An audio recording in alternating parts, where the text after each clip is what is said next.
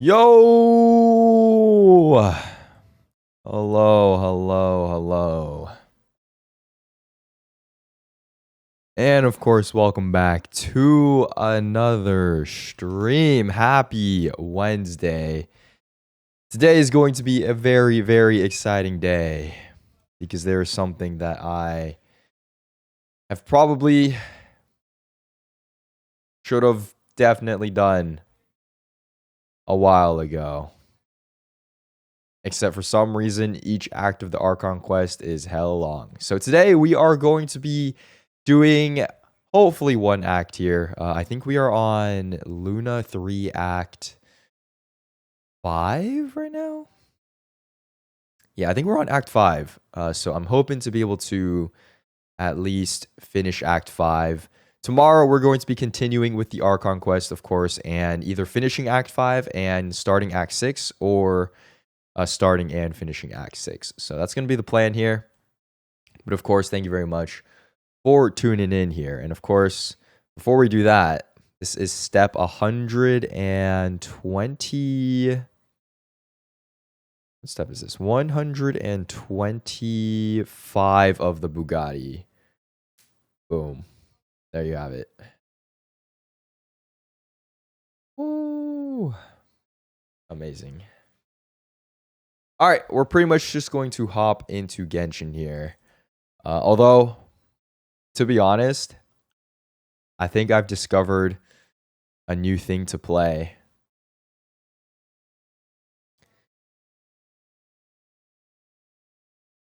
Because you guys know I've been playing League of Legends recently, right?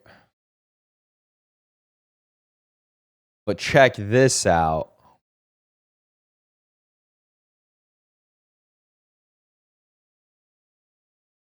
Did you know there is this base building mode in League of Legends? I've low-key just been grinding this for like the past 2 days. Yeah, it's kind of like Clash. Okay, it's not like Clash. It's like, have you guys ever played the like territory conquest games? So this is like a mini game in the League launcher, just like for the season. I kind of been grinding this though. Anyways, that's not what we're doing though. We are going to be doing the Archon quest. So let's see. We gotta do our dailies here. But yeah, dude, the territory conquest is low-key kind of fun. It reminds me of the old Flash games that I used to play in like elementary school. RIP Adobe Flash, by the way. Okay, Genshin Impact. Should try TFT. That is not TFT. That is very different from TFT. TFT is auto chess.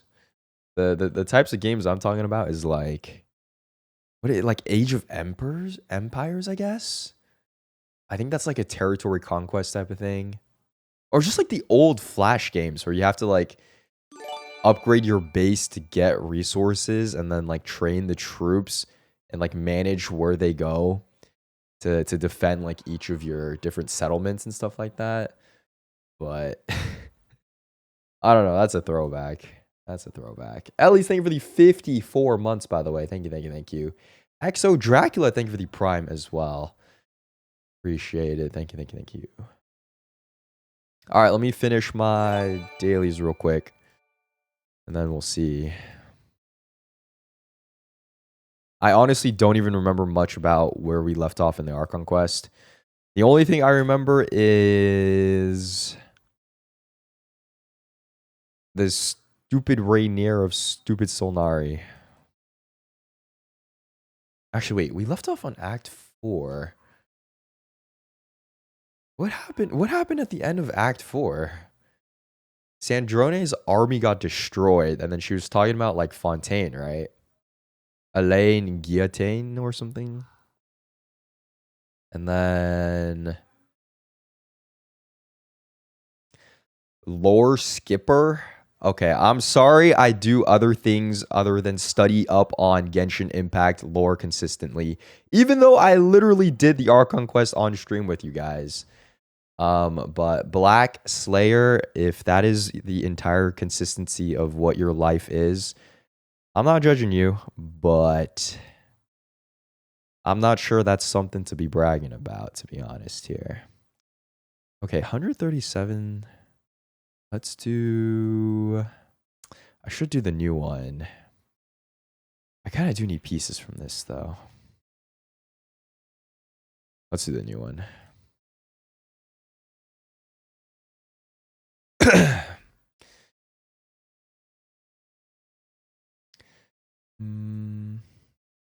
But yeah, I think we just fought...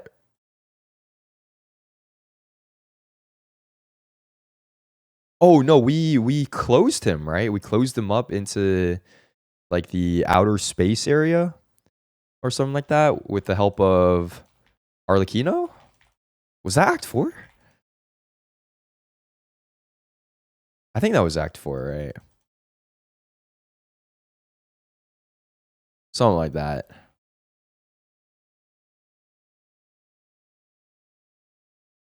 Okay, yeah, I'll probably just click through the previous VOD real quick just to see where we left off. And we'll get started.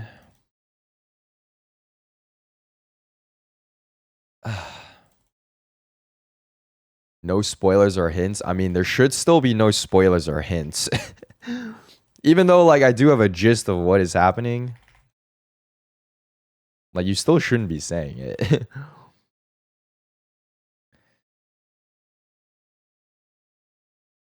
It's like any Let's Play that we play. Like, even if a game, for example, Chilla's Art has been out for 6 years, that doesn't mean you just go around spoiling it.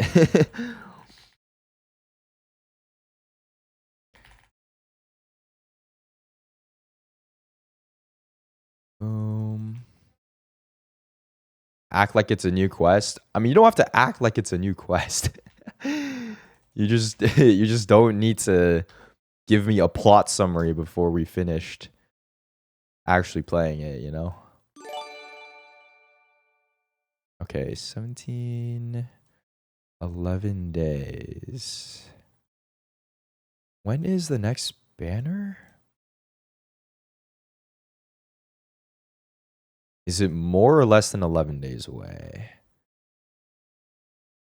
Oh, come on. That's so annoying. All right, let me use this too.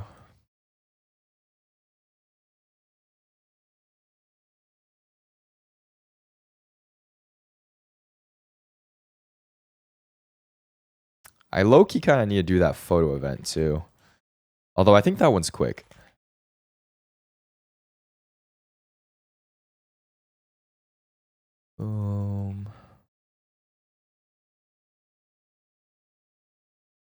Oh, true. Is Stygian reset today?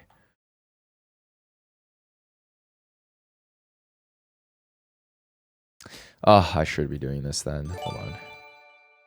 I think I just have to clear hard mode though, right? Let me see.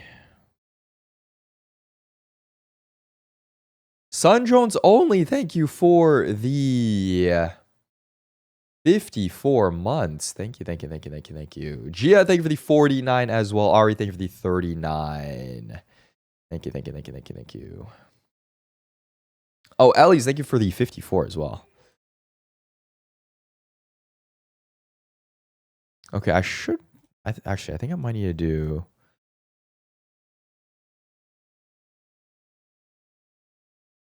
Does it give... It gives stuff on hard, right? I think it should be enough.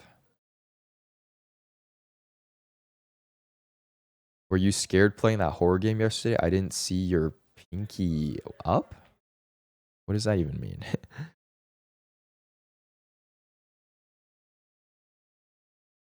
Hydro... Okay, we'll do this. Watch this. Kaching clears the... Clears Stygian.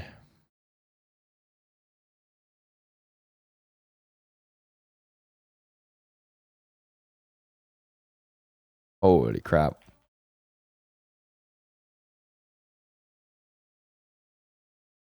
Oh my gosh, she's doing it. She's doing it.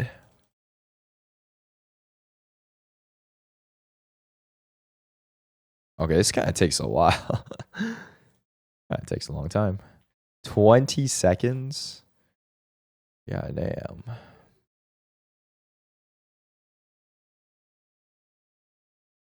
Oh, wait, I need to switch my set.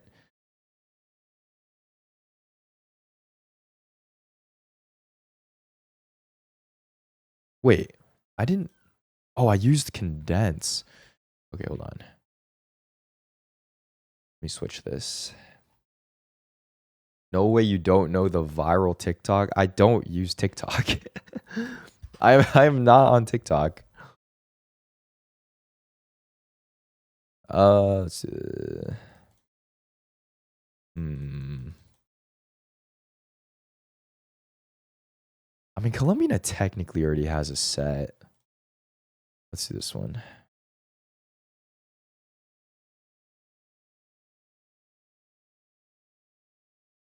You don't use it on Instagram? I think my Instagram feed is probably very different than your brain rot stuff. My Instagram feed is it is like 80% food and like 20% Pokemon or like collectibles. That's pretty much it. For Instagram, I really just like I just get like food recipes from it or like ideas of what to cook during the week. Although I still end up just making the same thing anyway, so I don't know. Boom. All right, sick. 12 seconds.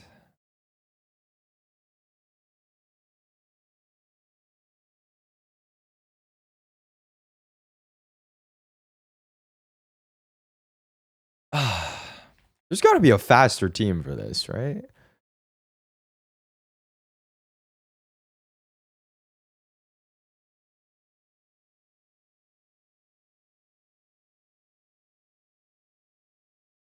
Okay, that was like kind of fast. 11 seconds.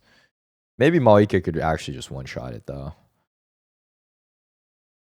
Oh my god, I need to wait like 15 minutes for this.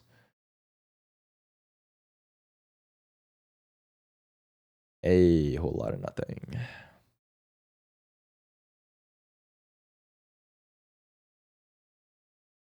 Bet you use Facebook instead? I actually don't know anyone who is unironically using Facebook these days. At least not in the United States. Other than like 35 and older. I don't know. Holy 5. Okay, I think I can do one more. Let's see.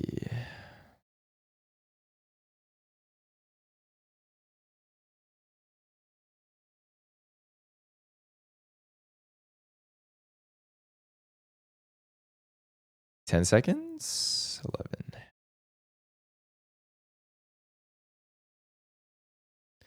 Okay.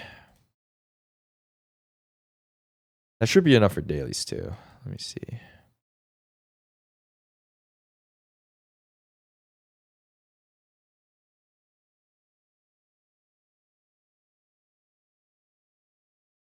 Yeah.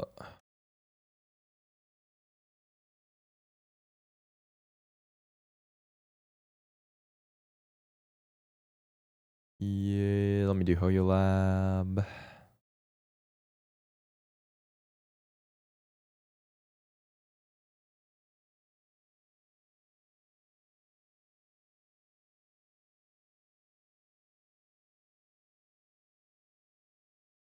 Boom. The sky in Natland. The sky in Natland? Did you hear about the sky in Natland?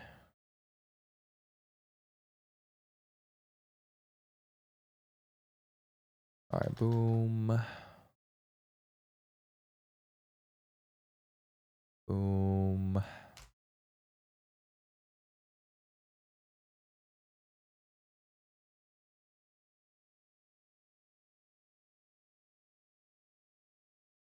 Allen books. Okay, I think we're good.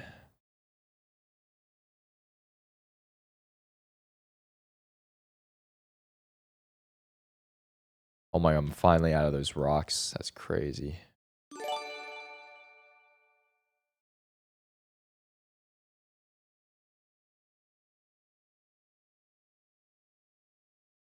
All right, let's do this.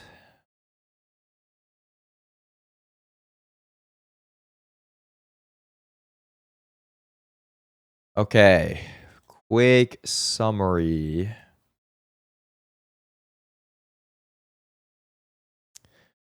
On the Archon quest here. Luna 2 Act 4. Let me see. Oh, also, I forgot to turn the game volume on.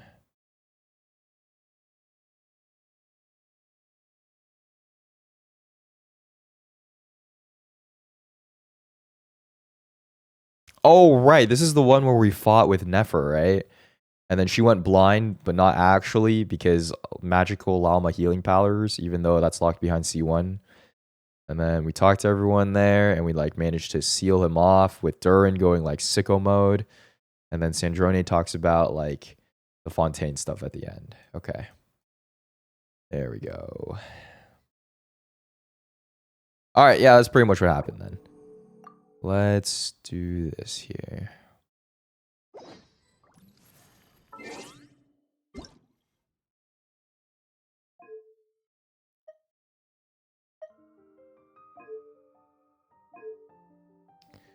Oh my god, the Mondstadt music.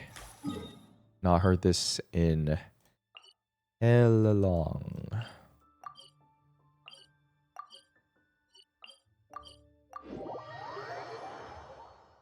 Okay.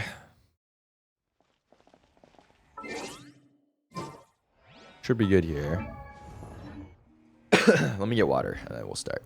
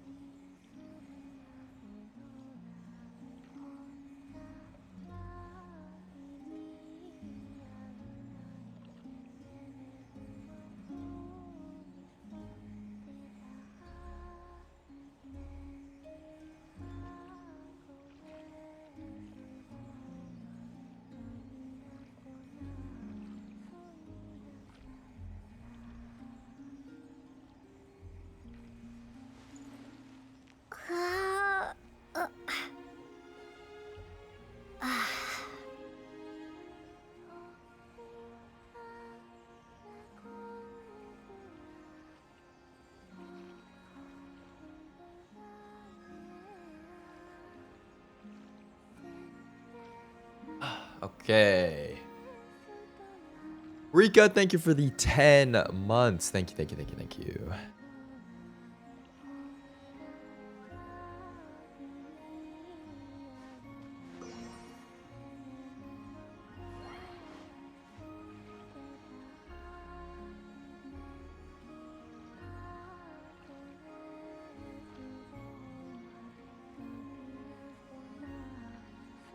All right. Oh, what's this? +1 primo. Damn, we've actually gotten a lot of primos. We left off at 67, right? I remember that. All right, let's talk to her.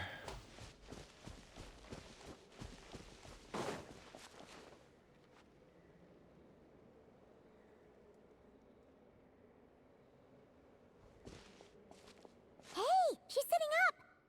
Is me sitting here a rare sight? No, we just thought you'd be resting. Perhaps I would have been, were it not for the sudden arrival of some unexpected guests. Not that I consider it a disturbance. After all, you are the only ones who are free to enter. She talks. Would it not be a little unfriendly of me to lie down while we speak? I didn't realize you put so much thought into little things like that. Ooh. Why did she just float down like that? Only sometimes. There have been moments lately where I think about you and your companions. They are warm, mysterious, and cozy memories. Very few of my past memories are anything like that. They say that travelers return home bearing bags full of souvenirs. But my luggage was empty, and I believed it would stay that way. Return home? So, you're still planning on returning to the moon? Yes. This planet continues to reject me. What does she do on the reminding me moon? that I do not belong here. You just like... If I remain in Tibet, she just sits there there or will come a something? day that I disintegrate. And I don't mean reduced to dust, or turned into food for the flowers. I guess I don't know what she really does here either. I will cease to exist entirely. Alright then. She just floats. We're sure gonna miss you. But it sounds like we'll have to say goodbye. How do you intend to return? The moon prayer night is soon to arrive. On that day, the moon will be closest to Tibet. The Kuvaki in this land will reach its peak at that time. I merely need to grasp the tide, and with relatively little effort. Oh, Paimon gets it! It'll work like a slingshot! You make it sound like she's gonna get blasted up to the moon. If I did Why that, does she I speak? suspect I would crash Why into does the she false speak? sky. I will be using a much gentler approach. But I do like the analogy. It's fun. You see? She gets Paimon's sense of humor. Okay. In the blink of an eye, the time has come to part ways. It does feel that way, Oh my doesn't God. it? Time seems to fly fastest when you are enjoying it. I have always Actually, I thought guess of my bigger myself as a question is, wanderer on this earth, why didn't they make her speak and it has never more expressed any desire to before? keep me here. Like, why did she wait Yet, 7 just as I regions plan to start depart, speaking? It tugs at my arm. Is this a gesture of affection? Or is the world mocking me? Oh. Were you hoping I can answer that? Yes, you are a traveler, so you must have a lot of experience in this area. Then, what I would say is, enjoy the moment. Okay. That's right! Don't overthink it! Happiness is happiness and joy is joy! The point is to enjoy it, not analyze it! I see. Then what I would say is, even though I am very tired right now, I am still happy. I can't tell from the tone of your voice. Oh, really? You don't think I sound happy? She never sounds anything other than confused. I'm just kidding. I could tell you were in a good mood today from the moment we saw you. Ah, a joke. Albeit not a funny one. Not a funny one. Anyway, I assume you're here about you-know-what. Give me your hand. Actually, it's not that. There's something else we wanted to discuss with you. There is? Oh, then do you still want to give me your hand? Or not? Okay. Sure. Sure.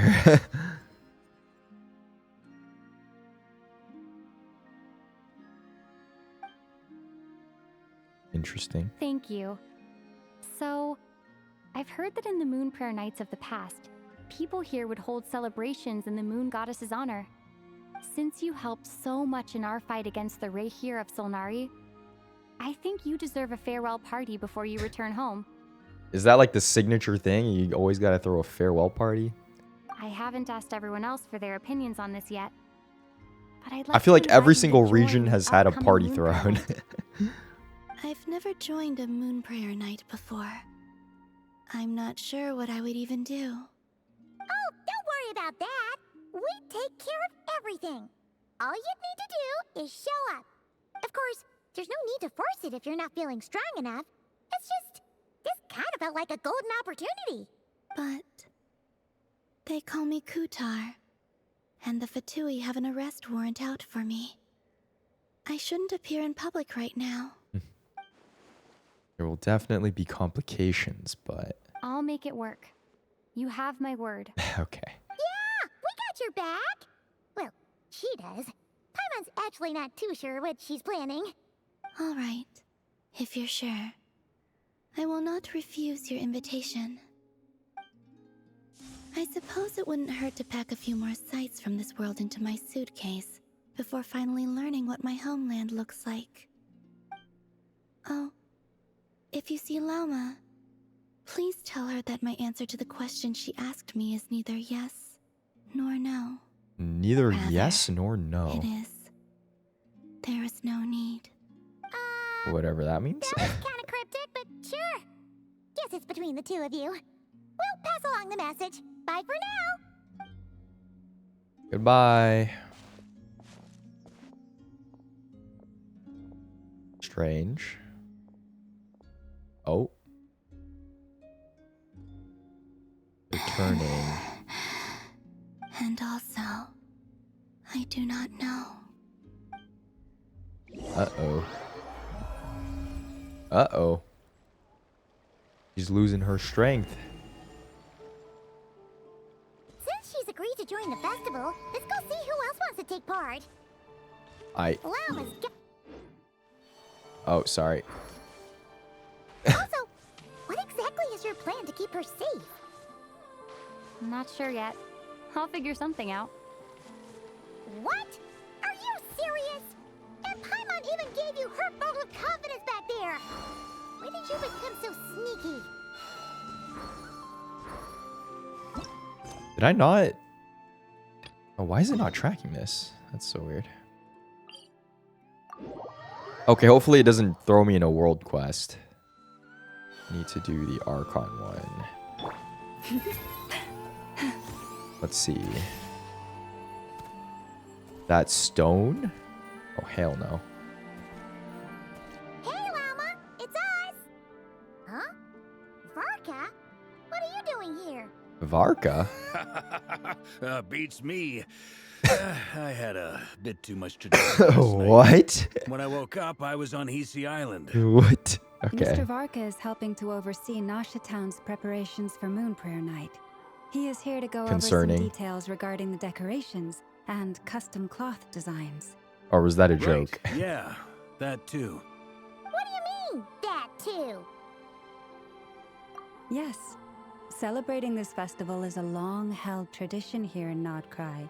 On this day, the crescent moon at the top branches of the verdant crest turns into a full moon, Ooh. and the moon prayer blossoms bloom with a special radiance.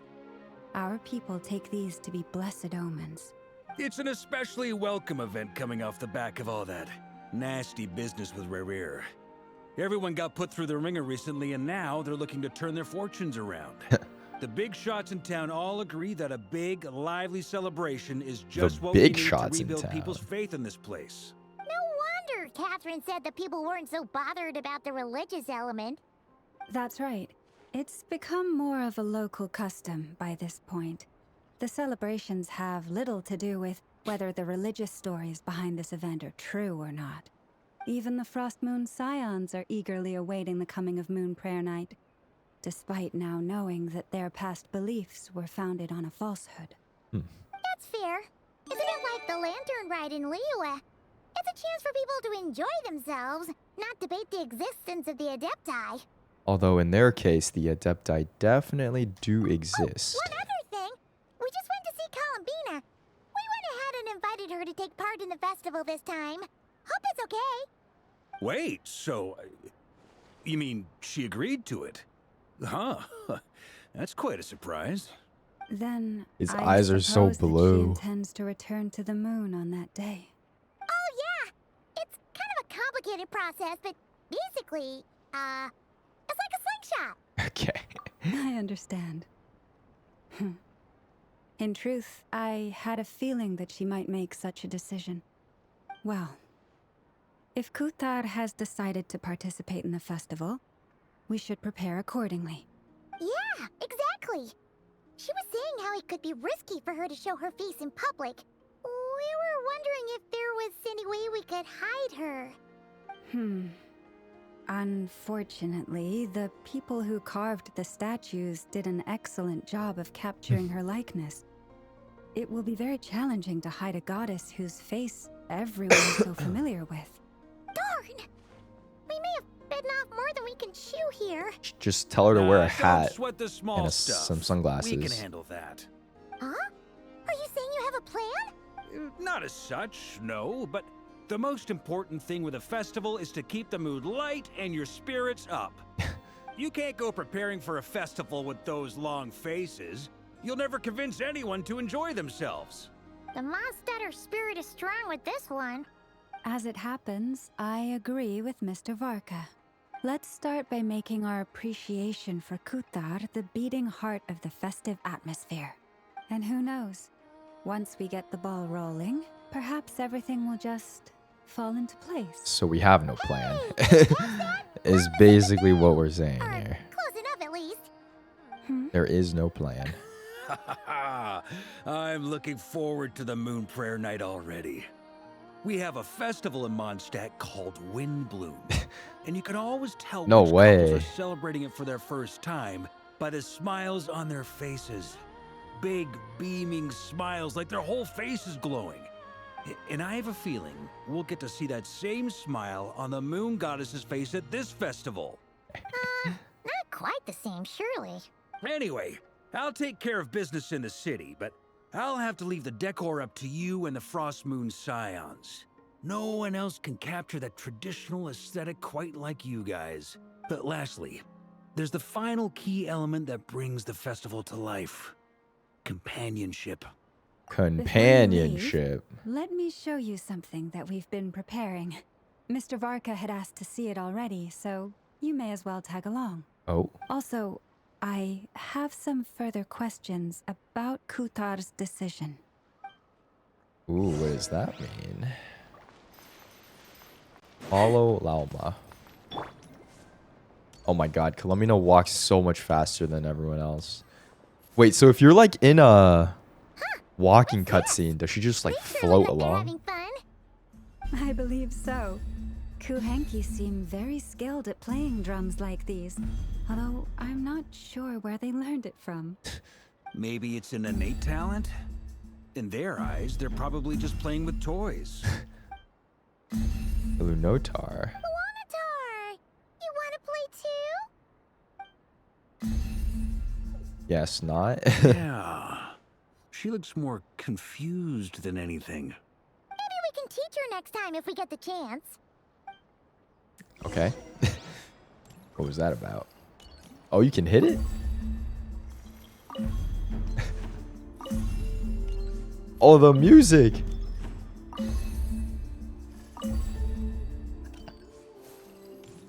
What are these floaty things?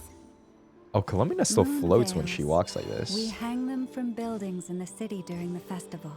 When you look at the sky through them, it creates a lovely misty effect.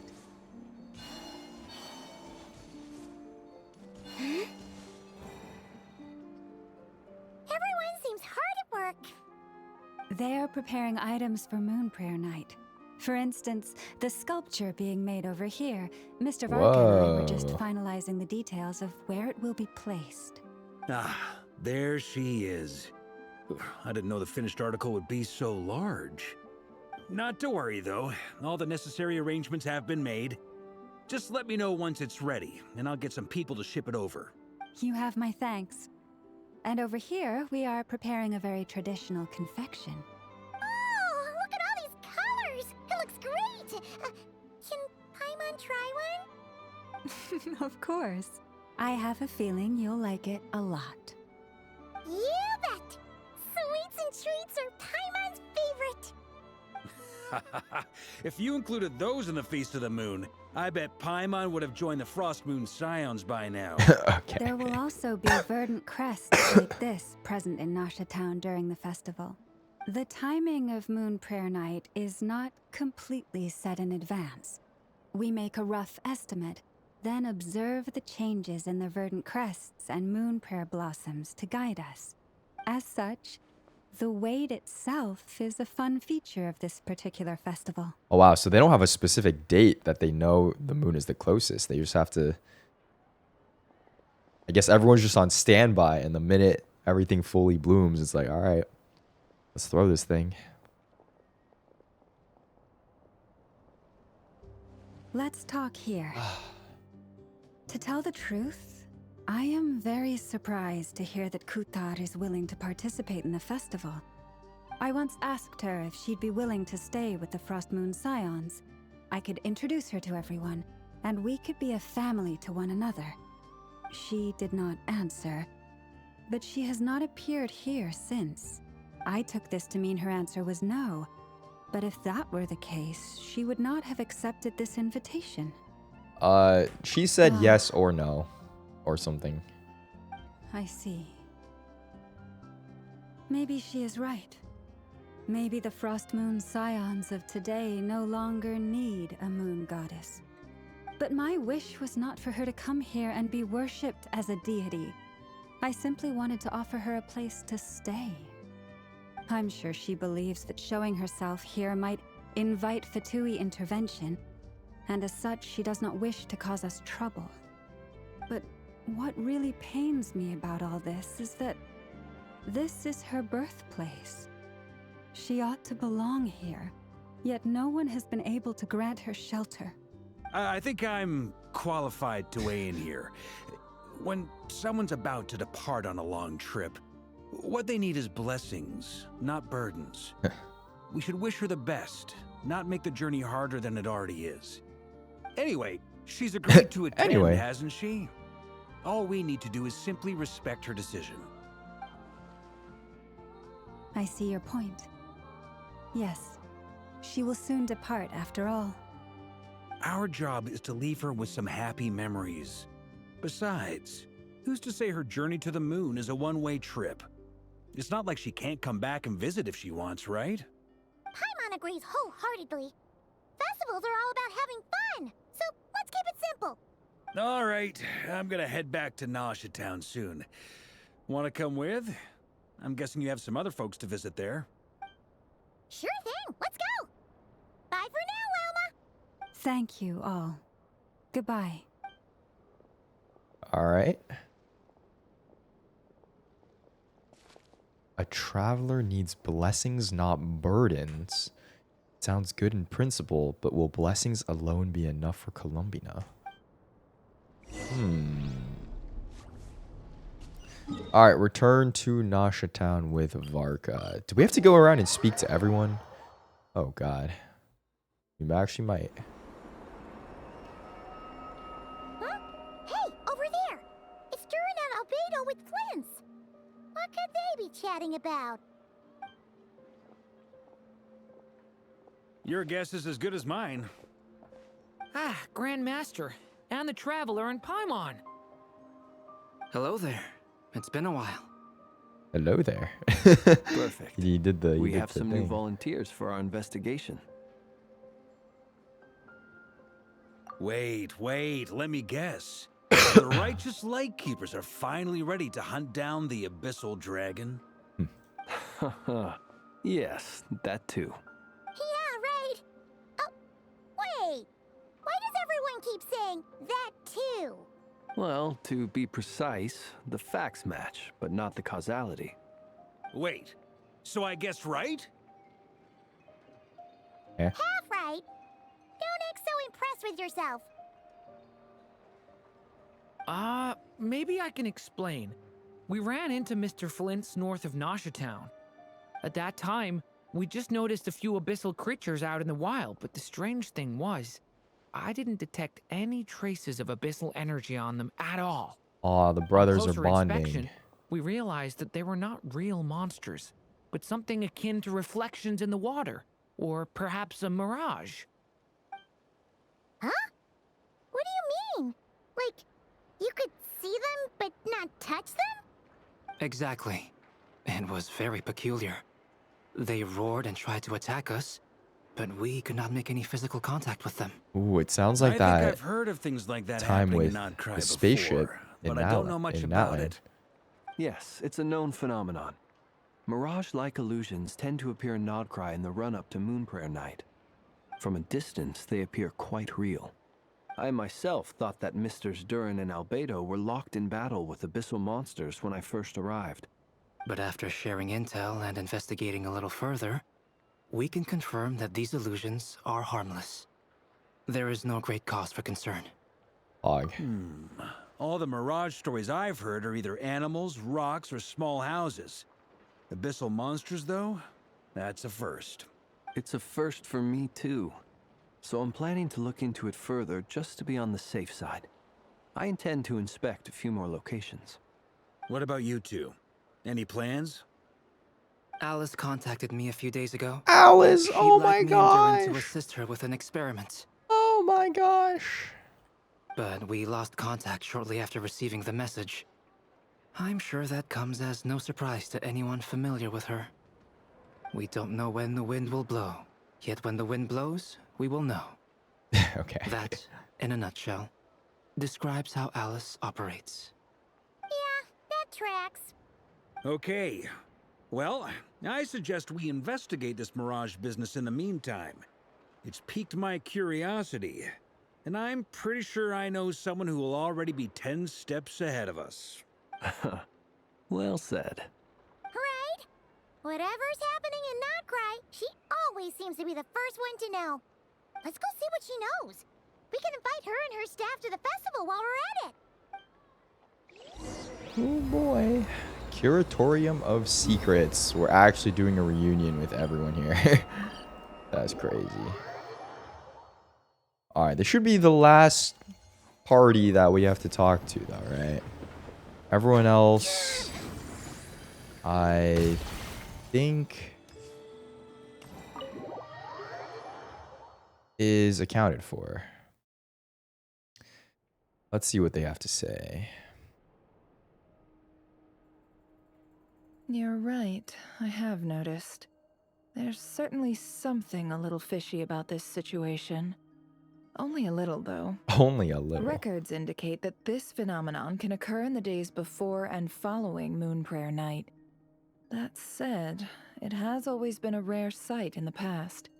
The odds of encountering these phantoms are similar to looking up in the night sky, happening to see a shooting star, and managing to make a wish before it disappears.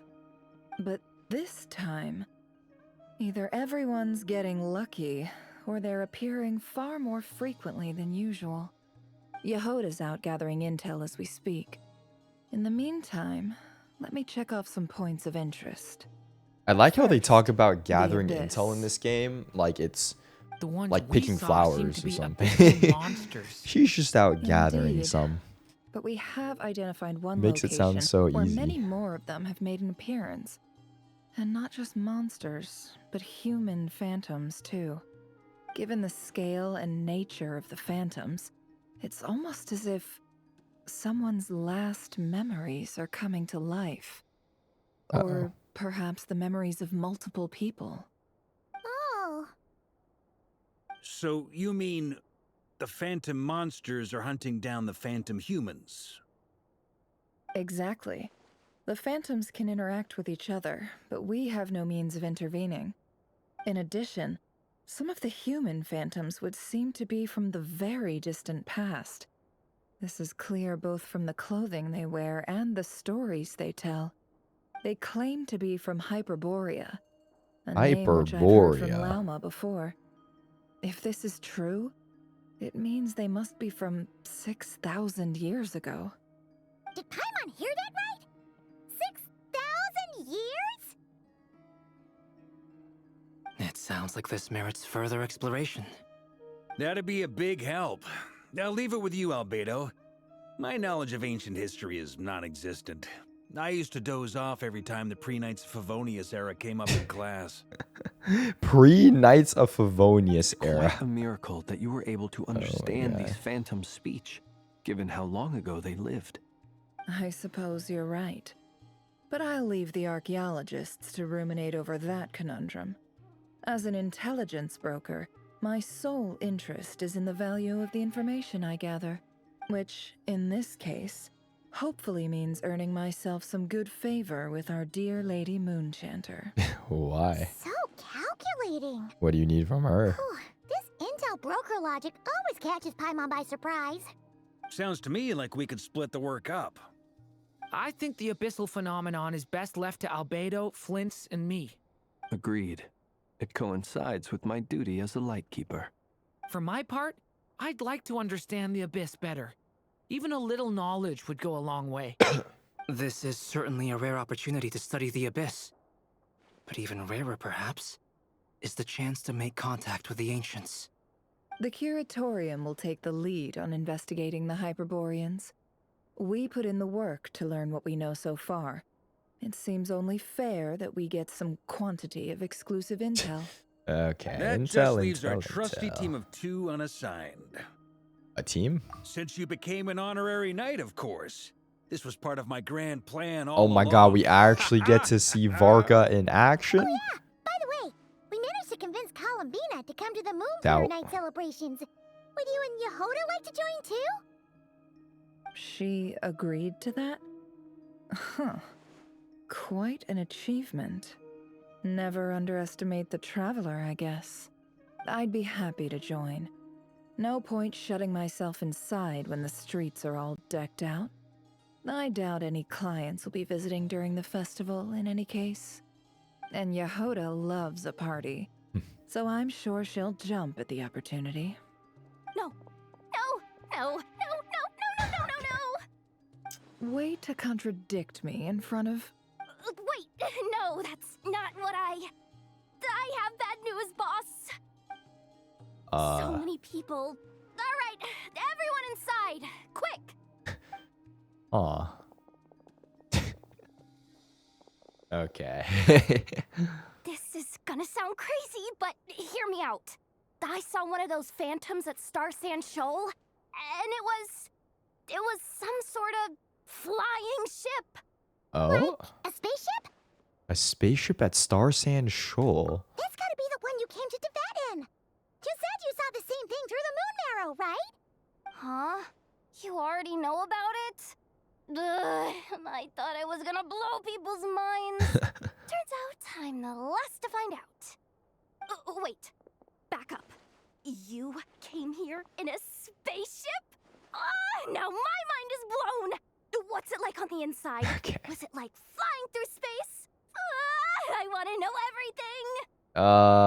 Yep, exactly. I don't know Huge about that. discovery. You're the best. Second best intel broker in the world. After your boss, of course. Wow. After your boss, of Really? course. Well, I don't know if I'm all that, but... I guess that decides where we're heading next. Come on. His don't side look at me like profile. that. I know the Damn. spaceship doesn't have anything to do with me, but His nose is so you don't big wanna leave compared me to all as the the other only one characters twiddling in my this thumbs, do you? game. Please? Fair enough. You can tag along. In that case, let's meet back here to discuss our findings once we're done. I wish everyone a productive investigation. You too. Alright. Spaceship, though. Gonna be crazy. What's up, boss? Aren't we gonna head out? Tell me, Yehoda, when did the Curatorium start giving out intel for free? Oh my god, her eyes Oh, are so red. sorry, boss. That's crazy. Alright, go to the Spaceship Phantom's location.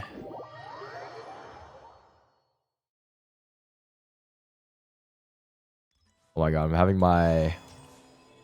having the auto battle do my Pokemon TCG pocket battles for me while we're doing this too. And it's like actually winning. It's crazy. Oh no, she's dead. Oh, the Phantom is still here. What the? Wow, what do you know? Yehoda was right on the money. This phantom really is your spaceship. But that's so weird. Bro, look at that Why thing. would it show up here? Is it some kind of projection? Or a ghost? Like Maybe it no longer exists, but somehow it left an afterimage? Ah, you're already here. Oh, she knows about it Miss too. Lauma, what a surprise. I thought you were busy with festival preparations.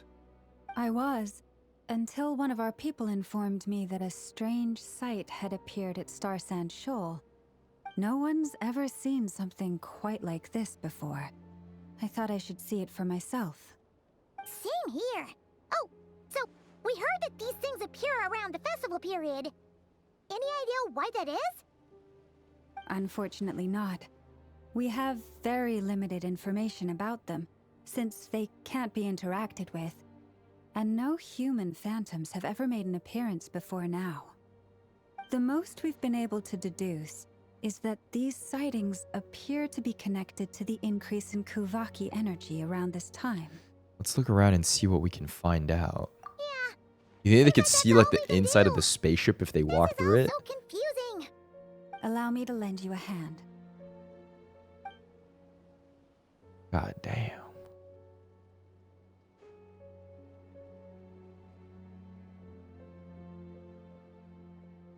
Look at this thing.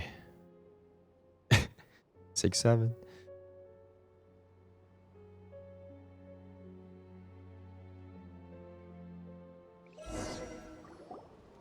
Everyone, our friend here should be able to provide us with Our some information. friend. Is that a phantom Rhymehorn deer? I've heard about how the Frost Moon Scions live in harmony with the animals and can even communicate with them. That's coming in handy now, for sure. Okay. Okay. Yes, I understand. Then how about this? They can't talk to the people phantoms there? Oh, are these real people there? It's leaving. It appears to share our curiosity about this giant spaceship, so I asked it if it wouldn't mind investigating along with some friends. In return, I told it about some nearby spots where the wild fruit grows abundantly. What the? We may live in a different era from these phantoms, but I trust that the terrain, climate, and ecology here are more resistant to the effects of time than some things are. Let's give them a 6,000 moment years ago, though? and hope for the best. Okay, actually not 6,000. How many years has it been since we crash landed down? All back together. Must have been a lot of fruit. Because we were asleep for a while, Now let too, me ask right? them some Over questions. 500 years, I guess?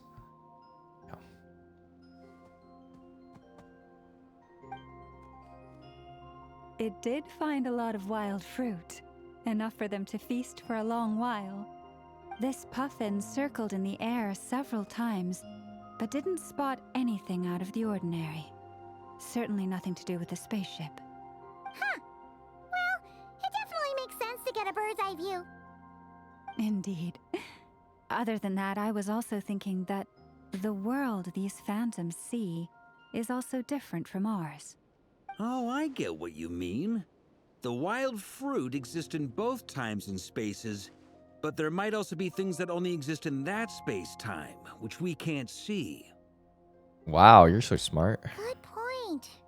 Great thinking, Lauma. Blunt He's horn as smart rhinos as he can is use strong. Kuvaki to shift rocks. Standard But manner. this one says it couldn't get that ship to budge by even an inch. Like The water. sniffer mole tried too, but despite being a skilled digger, it could not get through. They say that the spaceship looks robust and undamaged. It seems completely impervious to any and all attacks. Whatever lies within is well defended from harm. Damn, so if we look in the spaceship, we would be in there as a phantom too then. That's So, trippy. Just like us humans, there was nothing they could do about this spaceship either. Yes, still, they deserve our thanks. We are grateful for all your efforts, dear friends. Now go and enjoy your feast. I've noticed some other human phantoms gathered nearby. Come on, let's go talk to them. What about the real humans nearby? What the hell are these people doing? Wait, I want to try to go up to the spaceship, but it's probably going to start the quest. Maybe if I can go around. Oh, what? It disappears when you go inside. Oh, there's a cave here. What the heck?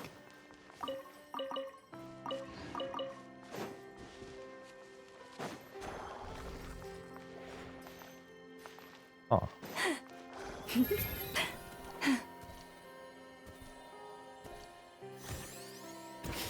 Whoa, Llama's deer form looks just like the Phantom's. Hey, yo. What is this thing? I've never seen it move, and there's no way to get inside. Goodness knows. My grandpa says it's been sitting here at least since his grandpa was still alive. Damn. What about his grandpa? Did he say anything to your grandpa's grandpa about it? What the? Huh? I don't know. In all likelihood, Huh? he was here back then too. Hard to imagine something this huge could move. Guess that means that as far as they're concerned, this ship's been around a long time. Okay. Thank you, Varka. Come on, brothers. If we can get even a small chunk off of this thing, it's gotta be worth a fortune. They're trying. Today is the day we strike it rich. Huh? You mean Paimon? Yes, brother. I shall join you. Let's make our fortune. What the? We should go with them. Yes, brother. This thing is crazy tough. I can't even scratch it. What's it made of? Sorry, brother. Looks like Sorry, we'll have to seek brother. our fortunes elsewhere. Enjoying yourself? What the hell? I was just seeing if I could influence this Phantom's perception by playing. But nope, no dice. Yes, brother. I'm sure we're all starting to build up an idea of what's going on here now that we've spoken to some of the people. These Phantoms are reenacting real historical events in Nodcry. It's almost like we're in some kind of interactive stage play. We can talk to the actors, but the plot is fixed, and we can't influence it. It makes sense. History is set in stone. The objective facts of the past cannot be changed. Paimon totally thought you were just goofing around earlier. But actually, you were doing some serious investigating. Wait, what does he mean? Wasn't the Phantom gonna do that regardless of what you said? Of course I was.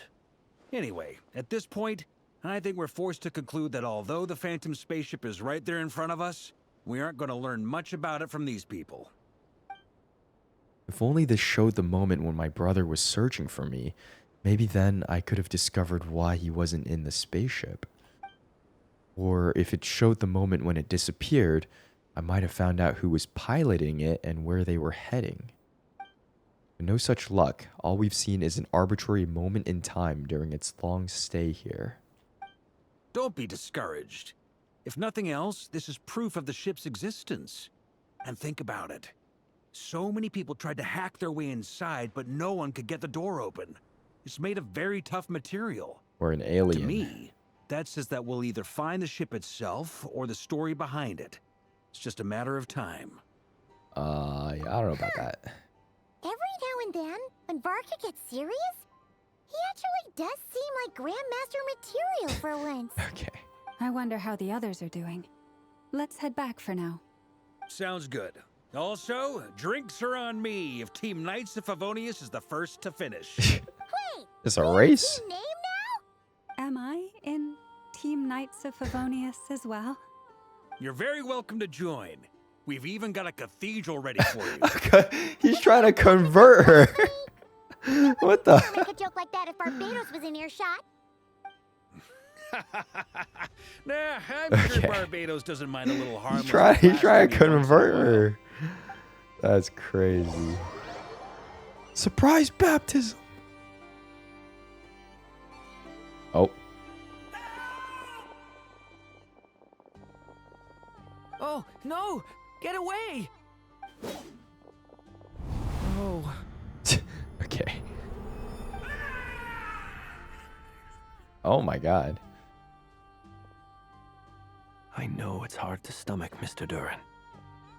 But as I'm sure you've noticed, there is nothing we can do to intervene in that which unfolds before us. But we have to at least try. And try you have. But are you aware of how many unsuccessful attempts you've made now? I wasn't keeping count. So what exactly are they This is the investigating 39th here? failure so far. Or the 5th if we're only counting this particular victim. There are no indications that these phantoms may be altered in any way. So they like play on a loop, basically. You seem to have calmed down a little. I'll make us a fire. You should rest and have some water. Feeling any better now, Mr. Durin? May I ask a few questions? Be my guest. What exactly are we witnessing here? What happened to those people? My guess would be that we are seeing Nodcry during the Conrian Cataclysm. Would that be accurate? Conria. That is correct. As you know, once the Abyss senses even the tiniest crack, it floods in and spreads like wildfire. There was a time in the distant past when it permeated all of Nodcry, causing immeasurable harm. The people paid a terrible price to heal this land. Then, 500 years ago, the whole of Tevat suffered an abyssal disaster. Once more, Nodcry was dealt a devastating blow. I see. In the face of the abyssal onslaught, all were like grains of sand tossed around by a tidal wave. Be they human, fae, or god. The moment you witnessed is but one drop in a whole ocean of catastrophe. All right. I guess that answers my second question, too. I wanted to know why there's nothing I could do to help them, and that's because what we are seeing is history. Thank you, That would be Mr. my guess as well. Context for the viewers. As I understand it, history and fate are not all that dissimilar. The latter may be unseen to us, but both are immutable. Yes. Fate was determined long, long ago. I still have a couple of other questions for you, Mr. Flint's. You mentioned more than one abyssal disaster that has struck this land in the past. How can you be sure that what we're seeing is from the Conrian incident? And also, how are you able to stay so calm when you're talking about these events? From everything I know about you, you're not cold or ruthless, and you're not indifferent to the suffering of others. Alas, I am forced to show my age. I must be 600 or 700 years old by human measure. Wait, so you... One is not easily moved by history when one has witnessed the truth firsthand. I'm sorry. I'm sorry. You needn't apologize. Your passion is a good thing to have. Treasure it, because someday you may find it in terribly short supply. Now, at the risk of offending you, I have a question in return. Your curiosity toward the Abyss, is it born from hatred or because you sense its call? I only ask because I kept a fragment of Rarir's body in my lantern for a short time. Specifically, his heart. So I know what a burden it can be to carry the Abyss with you. And I hear its power growling from somewhere within you. In my eyes, your mere existence is a miracle. My honest answer is... I don't know. IDK, bro. I don't think I have the confidence to say for certain. What I will say is the Abyss is not the only issue that haunts me. Even before I became who I am today, the question dogged me constantly. Should I even exist at all?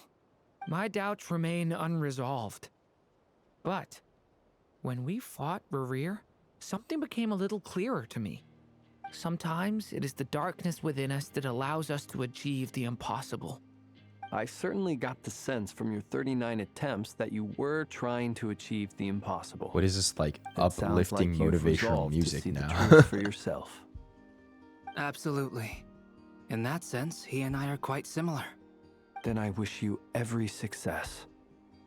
I look forward to the day of your transcension. Well, if everyone's caught their breath, I suppose we should head back. Oh, and one last thing. I'd appreciate if you kept our discussion about history a secret. You sit six or set? Six or... Incredibly, our separate investigations led us all to the same conclusion. Hooray for consensus! Did we really need full Yeah, investigations but for this? We barely learned anything, though. I totally thought this would be the mother lode. Talking with the ancients? I mean, come on! But nope. All we got was useless snippets of conversation. And all this stuff about moons and hyperopia. What a load of baloney. Seems like people back then had a few screws loose. I understand your frustration. We found the same issue. Each phantom only showed a very brief moment in time. There isn't much value to be found in these miscellaneous fragments of a civilization's history, no matter how glorious it may have been. If there's a silver lining, it's that these phantoms are harmless to the present reality. They shouldn't get in the way of the festivities. Paimon agrees. And not just because it's the first thing she understood in this whole conversation. You look disappointed, Nefer. Is something the matter? What do you think? We all worked our tails off, but the only one to gain anything from it was you, Lady Moonjin. What? Well, please do share the Hyperborean records with me. I will gladly inscribe them in our people's documents. Oh, duh! Yeah! That was it! Hyperborea! Hyperborea. I'm serious. Only an expert in the Frostmoon Scions and their history can turn these records into valuable research material. The alternative is to let them gather dust on the curatorium's storage shelves until the pages turn yellow. Nefer, you're wise enough to know that cooperating and sharing the profits is the best course of action here. Well, that goes without saying. Sure, let's do that. Huh? But didn't you say we aren't supposed to give out intel for free? Sorry. Shutting up. Now is not a good time to push Nefer's buttons. Anyway, back to Moon Prayer Night. I'm thinking that we should prepare something a little special, aside from the usual decorations and so on. You mean a parting gift?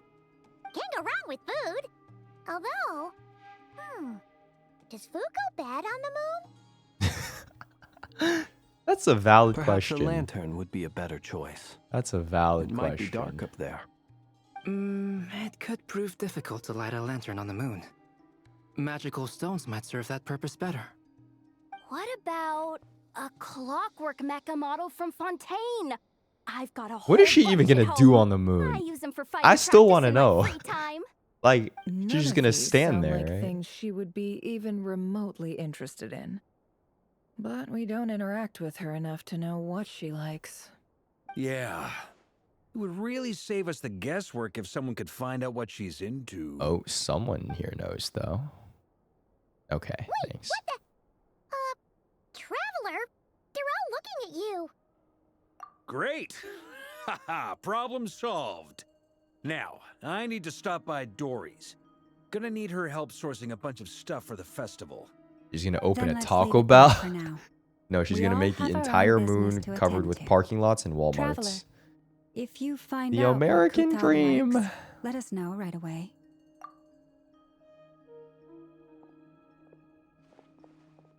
Parking lots, Walmarts, Is something gas the matter? stations, Costco's.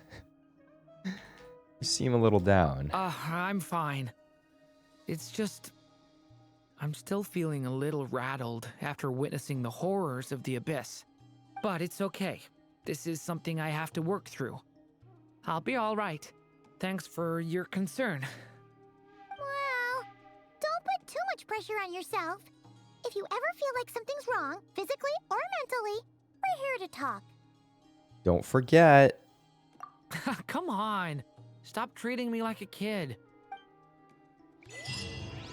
Hey, what's next? Go meet Columbina. All right. Is this festival actually gonna happen here? Let's see. She's all the way back here again.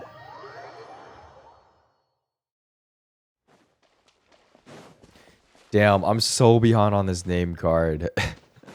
I haven't even finished the first part of it. Oh my lord. Bro, I'll probably get friendship level 10 Columbina before this. Or the glider. Huh? She's not here. Weren't there a few Kuhenki here last time too? Where did they all go? Maybe she took them out for walkies. Walkies? For Kuhenki? You're not pets, you know. Hello? Oh, well, looks like we just came at a bad time. Let's try again tomorrow. There's still a few days until Moon Prayer Night, so we're in no rush. Besides, she needs time to rest anyway. Alright.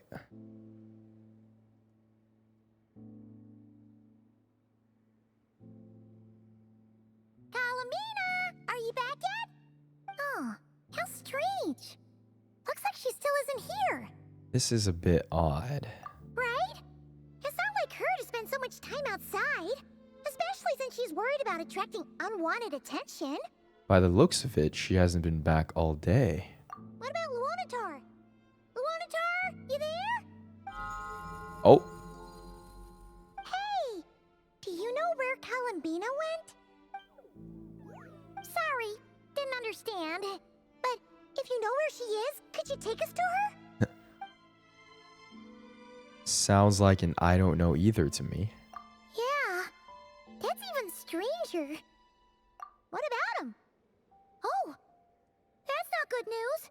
They change color when Columbina gets weaker, right? And they look super pale right now. Good idea. She might know what's happening. Uh-oh.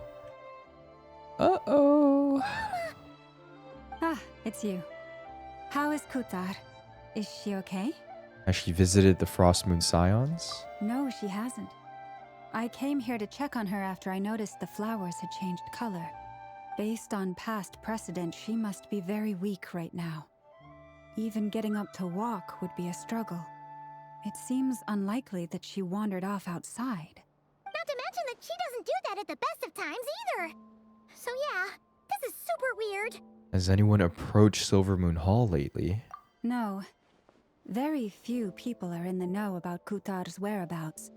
And if anyone suspicious had visited, they'd have left some sort of evidence. Come on, let's go to Nasha Town. If anyone has seen her, someone there will know about it. It's not Cry's information hub after all. Makes sense. Let's go! Uh-oh. She's gone. Shiramiu, thank you for the tier 1, by the way. Tamagathy, thank you for the 2 years. Welcome back. Thank you, thank you, thank you. Rika, 10 months as well. Thank you very much. Guys, what do you mean? Columbina's right here. Silly people in the Archon quest. What the hell is this? Wait a moment. Is it just Paimon, or is this stall kind of suspicious? It's never been here before, right? No, I don't recognize it. Alas, your free and easy adventure time is over. Now, prepare to face the final boss of Nod Cry. Whoa! Where'd that voice come from? Not sure, but it's definitely hostile. No, no, no, not that way. The final boss is right here. The sniffer mole? Sniffer mole? That's the final boss? Surely not.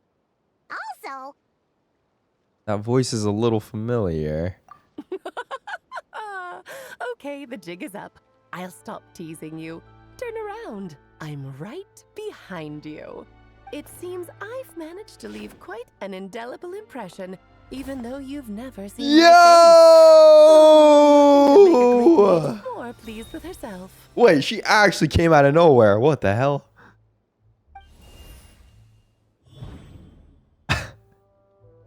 That's crazy. Wait, when I saw this in the What is going on? When I saw this in the live stream preview, I thought this was in Mondstadt. Oh, I didn't know this was in the middle of Nod Cry. I've heard that all the big shots in Teyvat have long, wordy titles that stun people speechless when they make their entrance. Unfortunately, none of them are affiliated with the Hexenzirkel, and we ourselves keep a very low profile. The notorious name-dropping doesn't quite work for us. Notorious name dropping. I, for one, think I'm really quite amazing. So that didn't stop me from coming up with a title anyway. Okay. Her mouth doesn't even move. It's really you this time? Not a lantern or a dodo coat, but Alice in The concepts of a hat. Oh, that's right. So, what do you think? How does it feel to finally meet me? You look like... Very young. What is that supposed to mean, I'm the mother of Klee, Teyvat's #1 cutie. How old could I possibly be? How old could I So possibly she's a be? friend of yours? Kind of. This is actually the first time we've seen her in person. I see. Madam Mage, that was, quite a powerful entrance. I certainly won't be forgetting it anytime soon. Okay. It's okay, Lauma, don't force it. Paimon will do the honors. This is Alice from the Hexenzirkel. She's a friend of ours. And of Arcus, too. I like her music. That's right. She's a good person. Just Is she? unpredictable. Well, what is the human heart if not unpredictable? If we could not do as we please, how would we differ from machines? I am Lauma, Moon Chanter of the Frost Moon Scions. It is a pleasure to meet you. Oh, I know. Before you got here, I spent a good, 15 minutes getting up to speed on Nodcry's present situation. Okay. In other words, I've read the whole in the last episode part, so we can skip the pleasantries. In the last Fair episode. enough. Well, Damn. Miss Also, her Alice, eyelashes are like I red. can already tell Or that they have you like a reddish quite a hue. unique personality. He'll get used to it. Paimon sure is. So anyway, what are you doing in Nodcry, Alice?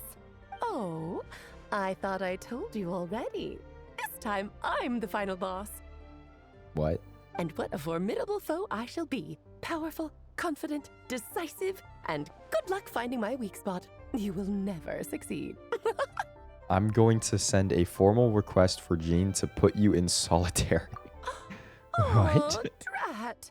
My one weakness, and you found it in an Damn, I actually want to see Alice like has in been combat dealt a though. devastating blow. Thus falls the great Dodo King. Why are you playing along with this nonsense? For funsies, of course. What's wrong, Paimon? Are you disappointed in me? Am I a gigantic letdown? No, it's just... you seem like a busy lady. And this is the one time you've shown up in person. Paimon figured it would be for something more high stakes than just goofing around. Goofing You are around. quite right. I'm here in Nodcry because something big happened. Something big enough it caught the attention of the Hexenzirkel. It concerns the 3 moons, Teyvat's borders, and of course, the moon goddess you are currently searching for. You know where Columbina is? Kind of. Why don't we discuss this over a pot of tea? Kind of. My main reason for coming on this trip to Teyvat was, of course, to have some fun. But I do technically have a job to do as well. Namely, maintaining the stability of Teyvat's borders. I'll skip over the complicated parts, but to sum it up, abyssal energies are all that lie beyond Teyvat's border. We'd find ourselves in a real pickle if they ever made it through. And the phantoms you've been seeing are a sign that the border has been disturbed. Oh. No wonder they tend to show up around Moon Prayer Night. Is it because the real moon is now so close to us that its power can cross the border?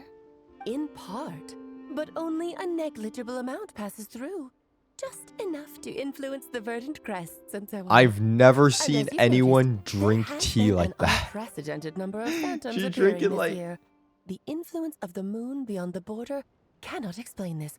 No, there is another far greater factor at play. The trilunar syzygy. What the hell? A How is she doing trilunar that? That was syzygy. crazy. Eons ago, Before the heavenly principles came to Devat, it was the then 3 moon goddesses who controlled the laws of this world. Oh, that's exactly it. Oh. The 3 goddesses split these powers amongst themselves, promising never to consolidate goddess them lore? into one singular body. This was meant to keep the world stable. But, fast-forwarding to the present, the eternal moon's marrow is with you, while the iridescent moon's marrow, which should never have appeared in this world, has been retrieved. Add that to the presence of a moon goddess in the flesh and... the power of all 3 moons is gathered here in Notcry.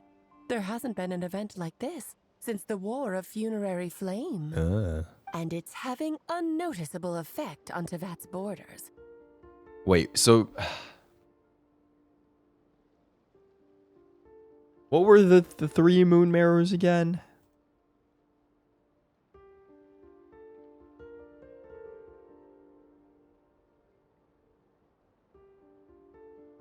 There was... Oh wait, no, there's only 2 moon mirrors, right?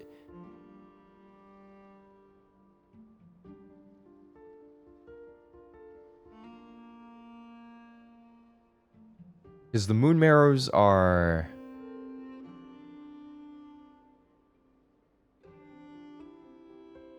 The moon marrows are from the like fragments, the broken fragments of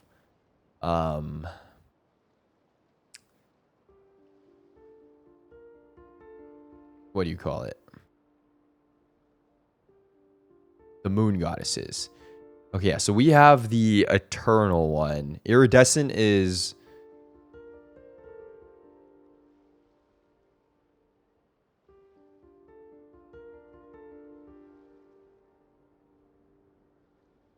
Iridescent is the crimson one, which Arlecchino has.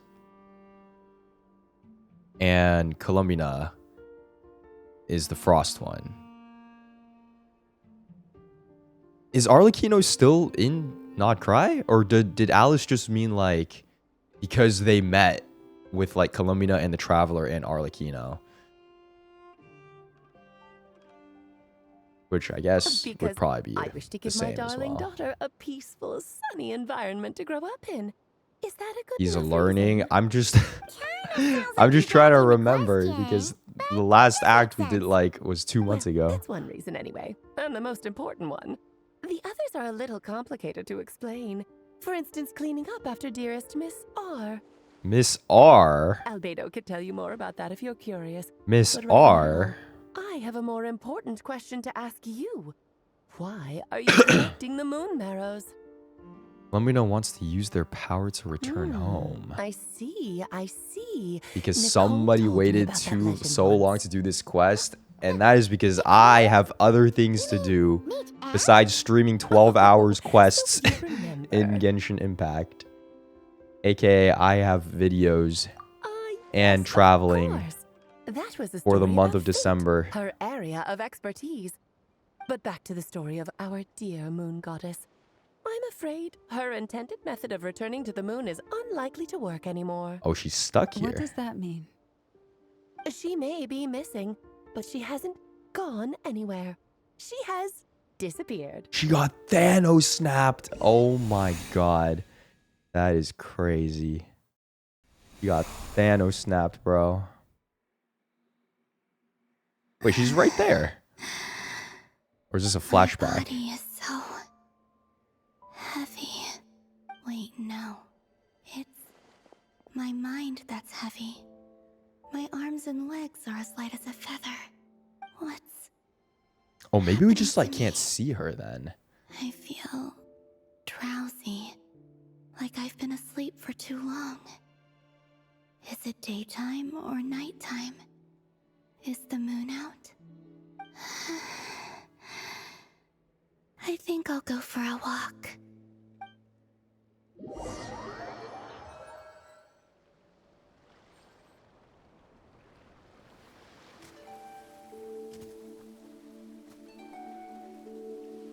Are you out for a walk too? Oh, she's That looked kind of weird.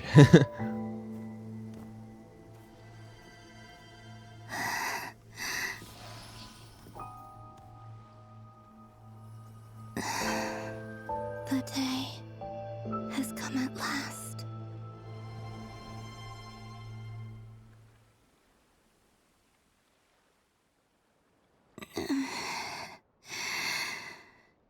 Have I grown so weak that I can't even sustain my physical form? But Moon Prayer Night is nearly here. I was so close to returning home. Death is near. Is this how it ends for me? Will I return to the moon after I disappear? Or... I don't want it to end like this. So far, at least, I still exist. Even if not physically, I can still feel. But as my power wanes, I'm sure that too will fade. I suppose I might take one final look at this world. The world where I was born. She gone. Very busy my ass? Alright, bro. I'm not gonna do the rest of this quest on stream. Wait for me! The Frost Moon Enclave. How much it has changed. You're right. I might as well just do this in my own time here. They're so instead of heavy. streaming this with the reaction with you guys. Honestly. How fascinating. I've never had the chance to be privy to people's private lives in this way. Damn, so she's actually invisible. People would get so I guess this would work though, the moment because I if showed you my can't see face. her, she can. Like they were She could frozen still stiff. participate in the. She could still participate in the festival. She would just die after, but I want to watch them a at least no little one will see her. Oh my god, you get to be Columbina? What the heck? Whoa, look at the physics that she has. Oh my god, this is crazy.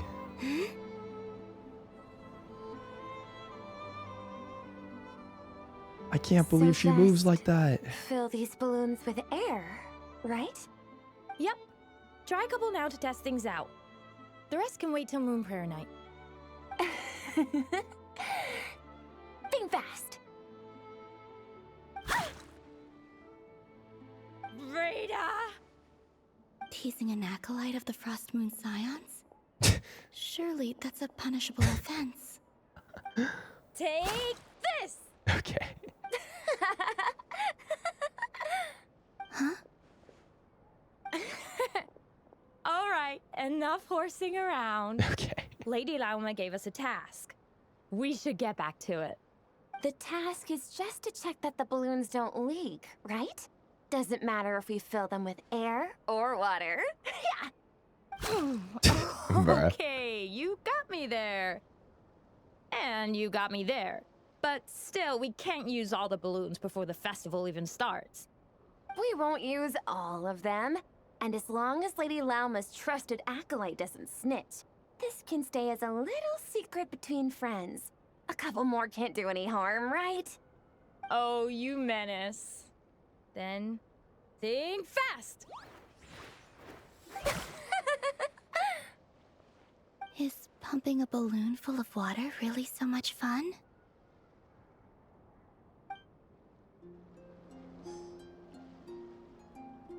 One sec.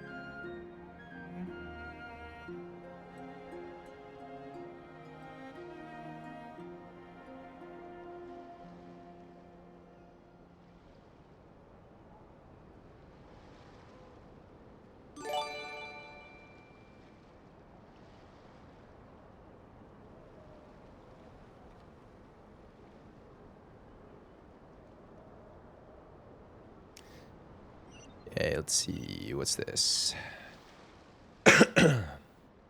Dion, thank you for the gifted sub. Thank you, thank you, thank you.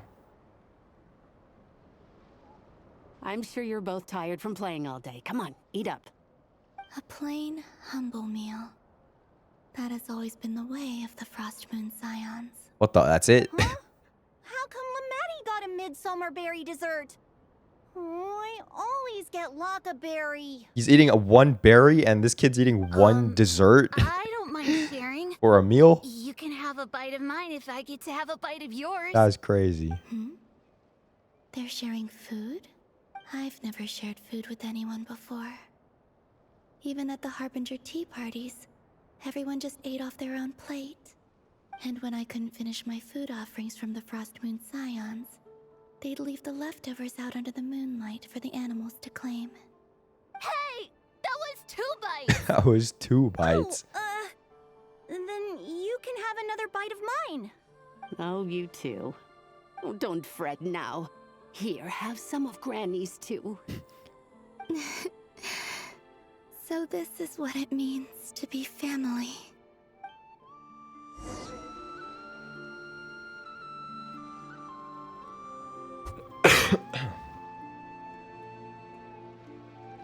I'm seeing so much that I'd never usually get to see. They'd never act like this when I was around. It's nice, being able to just watch people in peace in these final moments. What a rare opportunity. I think I'll go take a look around Nasha Town too. Maybe the Traveler will be there. She in spectator mode. Damn, Alice just strolling around casually. Funerary flame, the moon goddesses were no longer recognized by Tevat. They lost the whole foundation for their existence. That's why the moon goddess's strength is fading. She cannot withstand the world's rejection of her. To be more pedantic about it, the moon goddesses did something to offend the heavenly principles, and that's why they were ousted. Something of a recurring theme in Tevat's history. Theoretically, speaking so candidly should put me in their crosshairs too, but they can't tell me what to do. I'll say whatever I want. Anywho, the moon marrow energies were but a drop in the bucket for her, and that battle against the Ray Hair of Solnari only weakened her further. Fortunately, it happened close enough to Moon Prayer Night when the Kuvaki concentration here is high. That's the only reason she managed to survive this long. What do you mean, fortunately? You said she disappeared. We're too late. Ugh, what a headache. I thought this was all common knowledge. I guess I have some more explaining to do. Okay, buckle up. It's time for another lecture. Lecture. Now, I said earlier that the moon goddesses lost the foundation for their existence. The reason for that has to do with the natural order. Basically, the rationale for their existence in Tevat was lost. The same logic applies to the present moon goddess too. Consider her existence so far. Her comrades in the Fatui called her Damselette. And she was worshipped as Kutar by the Frost Moon Scions. But these connections have now been severed, whether by her hand or yours. So the rationale that once sustained her existence is now gone. Wait, we did that to her? Oh, well, strictly speaking, yes. But let's not start pointing fingers, shall we? I'll only end up as the big bad villain, and that's not the kind of final boss I want to be. Of course I do. I'm only the greatest mage in the whole entire world. Now, if you wish to find your moon goddess, there are 2 problems we need to solve. Firstly, we'll need to strengthen the connection between her and Tevat, at least enough to sustain her until Moon Prayer Night. Strengthen her connection. But does that mean I'll have to rally all the Frost Moon faithful behind this? I'm afraid a bygone faith and a former home won't be of any help to her now. Do you know her name? Her name? Oh, yes. Names are very important things. A name is a fundamental concept that anchors one's entire existence. I asked her once, but she said she didn't know. Then your first job is to find it. As a moon goddess, I'm sure she must have a name she identifies with. Neither Columbina nor Kutar is her true name, and she's never really accepted either of them. So, finding out her real name is enough to sustain her existence? Yes. Alright, but if she doesn't even know her name, how am I supposed to know her name? So for now, that's all we need to focus on. The second problem is with her plan to use the moon marrows to return to the moon. Unfortunately, piercing through the false sky will take an enormous amount of power. Given her current condition, she won't be able to provide anywhere near enough power, even if she recovers her physical form.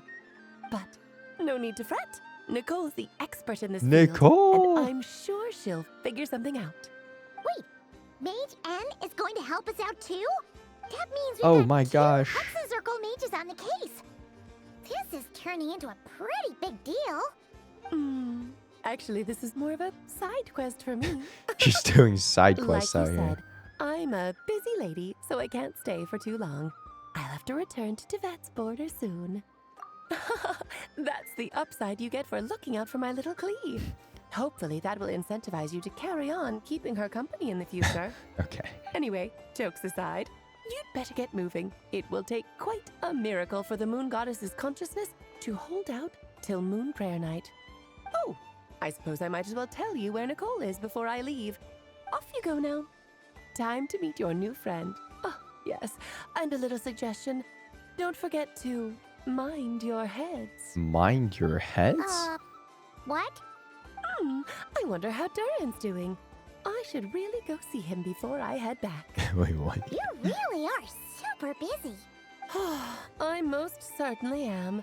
There's so many children I have to keep tabs on just in Mondstadt. Duran, Albedo, Venti, Varka. Children. Clee didn't make the list, huh? Of course not. Clee is my pride and joy. I have no qualms about her, because she's the best child in the whole wide world. Yep. Clee's a little angel. I'm glad you agree. Well, all the best. See you when I see you. See you when I see you. Damn, she doesn't have like some sort of magical teleporting or anything. She just walks away. She didn't pack up her stall.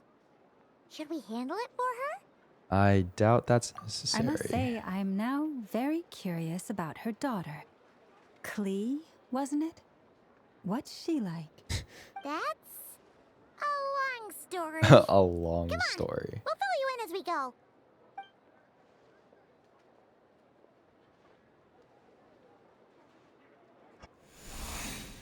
Oh. Hey, yo. Magical teleportation.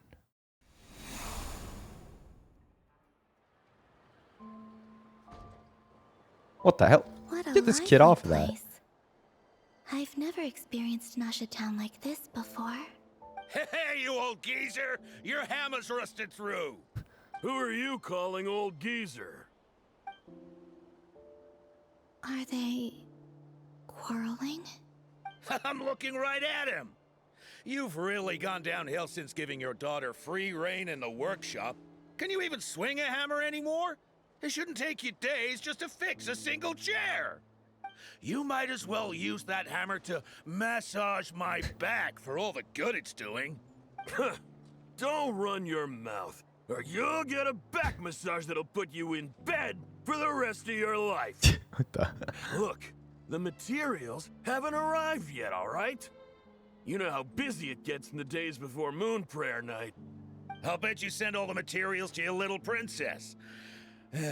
Blood's always thicker than water, huh?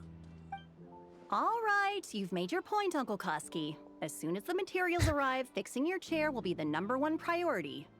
And Dad, if you've got time to chat, why don't you lend me a hand, See? Lolka knows what the score is. I guess they're friends. But the way they spoke to each other was so ugly. So ugly. And again, it wouldn't be the first time I've seen something like this. Columbina! Sing outside my door in the middle of the night one more time, and I'll unscrew your vocal cords. You hear me? What the? Oh, Sandrone. So that was her way of trying to be friends with me. What a pity. I won't get the chance to say any ugly things in reply. Ugly things? Why does it have to be ugly things? Alright, let's see. What's this? Hey, have you decided what to give her for Moon Prayer Night? I sure have. She's gonna get the surprise of her life when she's least expecting it. Then I'll whip out the ring and pop the question. The surprise of her life. What a fun turn of phrase. Cool, I get the picture. You can spare me the gushy details.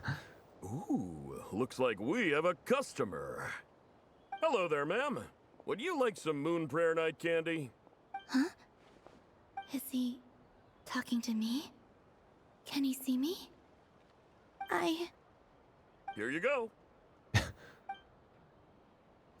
Oh.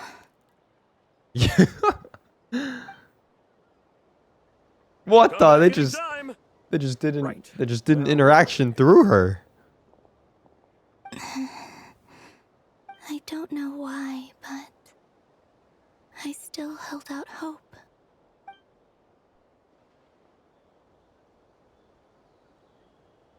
The most important thing right now is to find that mage. This name thing seems super important too, but where do we even start looking? I'd better go pay the Fatui a visit. The Fatui visit. No.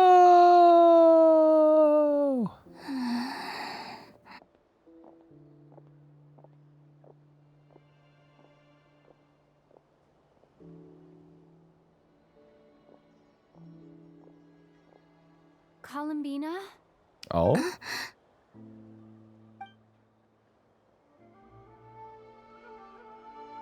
The power of friendship.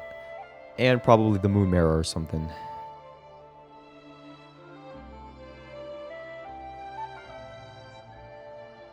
Traveler? Let's go! This is no time to be spacing out!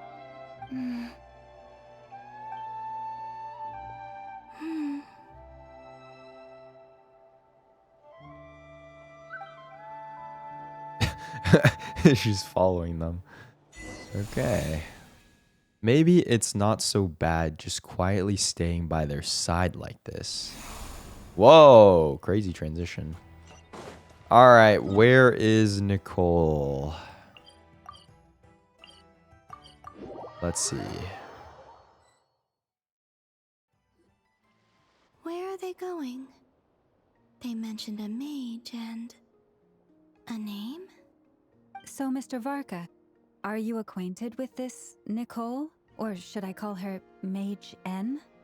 Ah, not really. We've never met, though she has come up in conversation.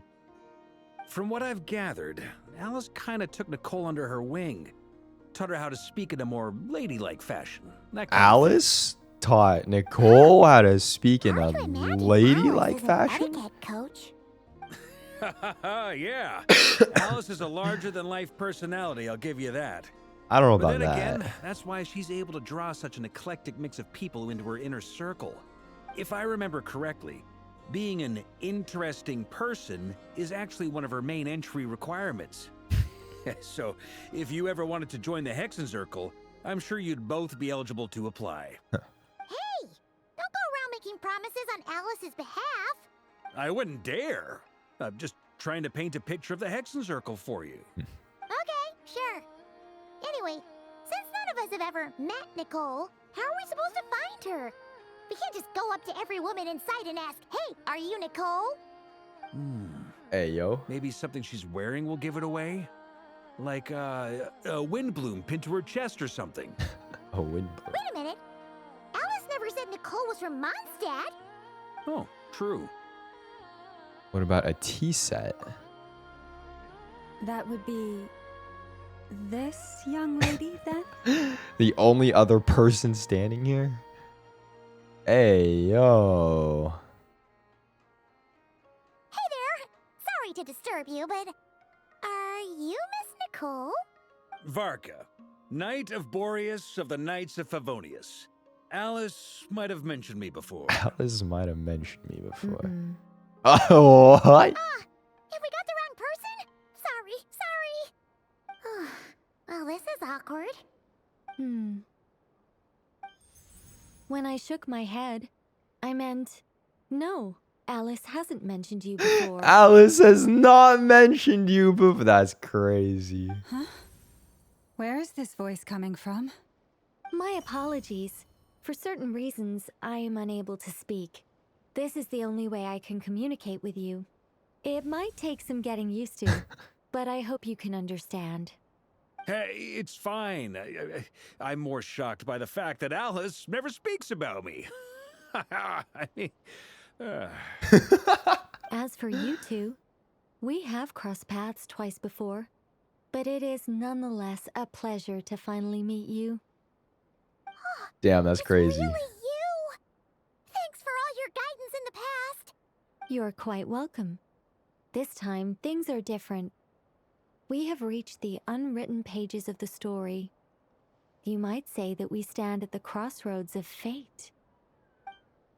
Now then, allow me to formally introduce myself. My name is...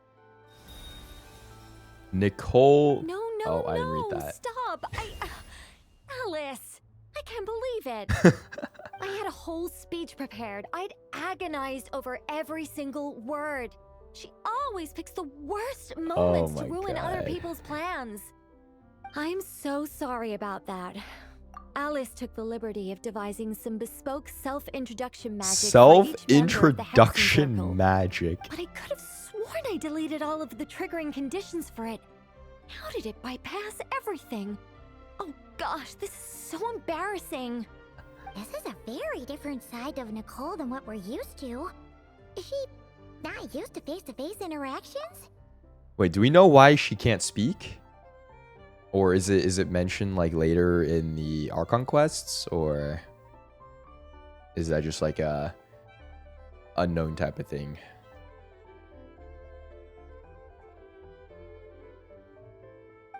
Don't worry about it. We've seen that introduction magic once already, so it wasn't too much of a shock. Please go on, Miss Nicole. They don't say. We'd love to hear what you have to say, or, well, communicate. Communicate. Huh? Are they talking to this lady? But... Will you all promise to forget that horrendously embarrassing introduction? Oh, maybe Nicole has to like specifically broadcast her voice into their minds. But since Columbina's invisible, like she doesn't know she's there. So Columbina can't hear anything Nicole's saying. Well, communicating. I'm sorry, embarrassing. When? Among the words that hopped out just now, I saw angel. Yes, my name is Nicole, and I am one of a very few angels who have retained both their preferred form and their power. The Traveler and Paimon should be no strangers to this concept. There is another of our kind in Natlan.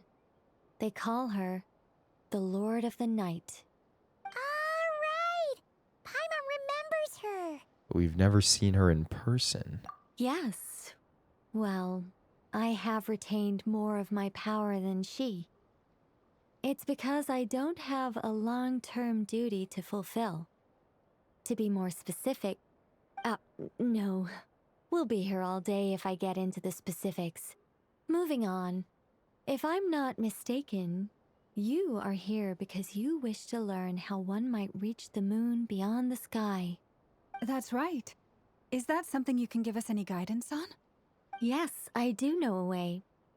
It Oh, began with the the split hair Hyperboreans, curse. who lived after the War of Funerary Flame. Blank looks. Maybe I should start with the background of the war. Or maybe not. It shouldn't be an issue. I'll fill in the gaps for you when we have more time. Anyway, after that war ended, the three moons retreated to beyond the false sky. The Hyperboreans were humans I once aided.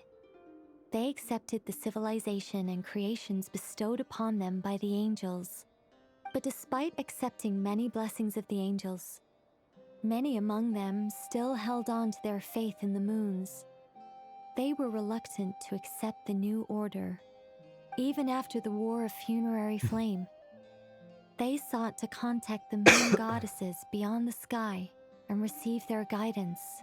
But all three had passed away by that point. This mage has a unique method of communicating. Is she talking about the moons? Yes, but they did not know. And so, still they prayed for the moon goddess's mercy.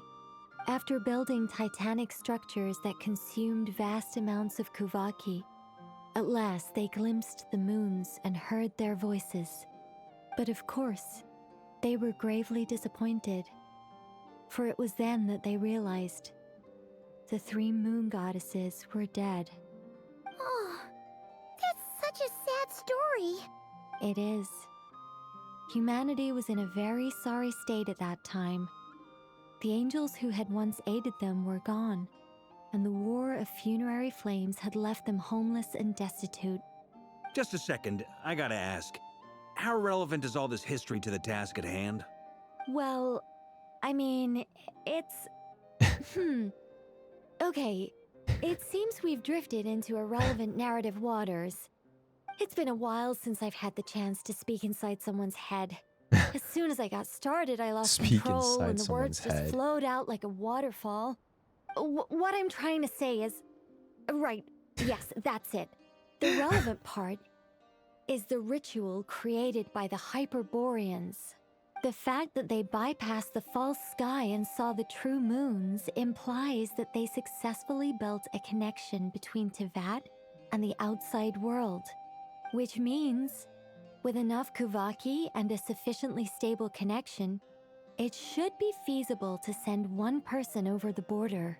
Or you could just, you know, get So, Malika to they built some punch kind a of hole through portal? it. I'm sure that would work too. Yes. A portal. Yes. Yes. A portal. Yes. You sound disappointed. I just didn't expect you to summarize it so well. It turns out I could have said all that in one word, if only I'd managed to think of it. No, please, it's fine. This is invaluable knowledge. I'll be sure to record and preserve everything in writing. Oh, really? Well, in that case, I suppose I could backtrack and add some more detail. I did gloss over a few things so far. While Columbina's just sitting in the back out and disappearing. Let's summarize what we've got first. The Hyperboreans were the last ones to use this method, right? So we somehow need to find whatever structure they built and make sure there's enough Kuvaki to power it up. Luckily, we have the moon marrow of both the eternal and iridescent moons, so we're all good for Kuvaki. Which means the key issue we need to focus on is finding the place. Am I right so far? Yes. Although I expect the structure is long gone by now. That said, what if we could take advantage of the phantoms to travel back to a time when it still existed? Well, travel back isn't quite accurate. It's more like we'd be creating a handshake between two points in space-time. That's a We league wouldn't thing. even have to pick a time when it still existed. It could just be a time when it still appeared in phantom form via projection, or we could project our own phantoms, fold them together, And what? You look lost. Was that too hard to follow? Yeah, things got a little, technical there. Paimon's brain is reaching capacity. All right. Let me think about how to put this more simply. Okay, got it. Over the next few days, I'll search for phantoms that we can use. Once I find one that meets the criteria, I'll let you know and we'll regroup. By completing certain rituals, specific individuals will be able to enter the phantom and make it to the Hyperborean structure. If everything checks out and it looks feasible, we'll just need to wait for Moon Prayer Night, and we can send the moon goddess back home. I'm really skimping on the detail here. Is this making any sense at all? I think so. For now, we'll just wait to hear from you. Yes. Basically, yes. Basically. Great. Counting on you. In the meantime, we'll focus on finding the moon goddess's name. My name? Are they looking for a way to stop me from disappearing? Excuse me, Miss... Go on, Miss Nicole. This conversation was a little all over the place. I didn't catch your name. I am Lauma, of the Frost Moon Scions. Ah, I did wonder. I noticed that you listened very intently when I spoke about Hyperborea and the Damn, moon's what the? Is history. Llama just a If you'd giant? be Or are they standing on a interested, slope? I'd love to visit you this evening and go through it again Maybe in it's greater both. detail. Also, if you were serious about making a record, it would be too risky to simply write down the raw details as is. I would suggest some tweaks. Maybe rewrite the stories as fairy tales or fables, perhaps even Llama like prayers. 6'5". Anyway, we can cross that bridge when we come to it. Actually, I think Nicole might be. So, Actually, I can't See you tell. later then? Oh, and no need to prepare anything. Just a cup of tea will do. Aw, they're setting up a meeting. She seems friendly. It's just... It's so nice to find someone who's actually willing to listen. I've been dying for a chance to finally go through all this systematically from start to finish. Any longer and I'd probably start forgetting it. It's like that time with Seat Lolly. Now Paimon gets why Alice told us to mind our heads. What did I tell you? A lot of quirky people in Alice's orbit. Now then, the next order of business is, where do we start looking for the moon goddess's name? Maybe the rest of what Nicole has to say might give us some clues. Once I've heard her out, I'll summarize the salient points. The and compare them salient with you all. points. I'm also Oh, inclined boy. to review our other documents. Yes, our faith was first established by our Hyperborean ancestors, but many of the more factually accurate records are from after Kutar's birth. I have a hunch that the Fatui might know something too. Sounds like we're gonna follow Columbina's journey through Devat, huh? In that case, we'll start by heading to the Frost Moon Enclave. Sounds like a plan. Take this with you. I'll see about getting in touch with the Fatui. It'll probably just be Arlecchino and Sandroni again. They're the only ones who would want to help. Thank you, Mr. Varka. Don't mention it. Honestly, I'm more comfortable dealing with the Fatui than prying into the details of a young lady's childhood. Okay. Catch you later. I should follow them, just in case there's some way that I can help. Damn. But she doesn't even know her real name. Maybe someone does. Damn. Low-key kind of crazy. Met two of the Hexenzirkel physical forms in this Archon Quest Act. A while ago, I took the time to organize all documents in our possession that pertain to Kutar. What you see here is the material I consider reliable. You're saying there's unreliable material too? Yes. Most of the information we have was transmitted through an oral tradition. Inevitably, some of her stories were mythologized and deified over the years through countless retellings. That's why I organized them into reliable and unreliable. There's no sense seeking answers in history unless we can ensure the veracity of the historical record. Makes sense. Alright, let's take a look through.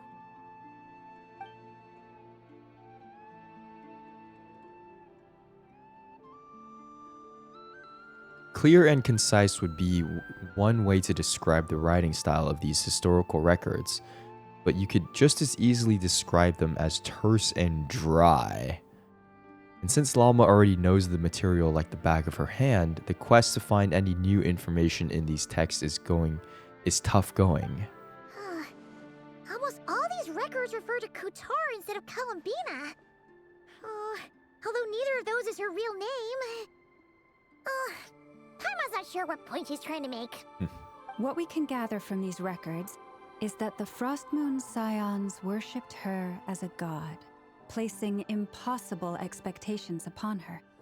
I cannot fault them for their earnest faith, but for all their devotion, worshipping her day in, day out changed nothing.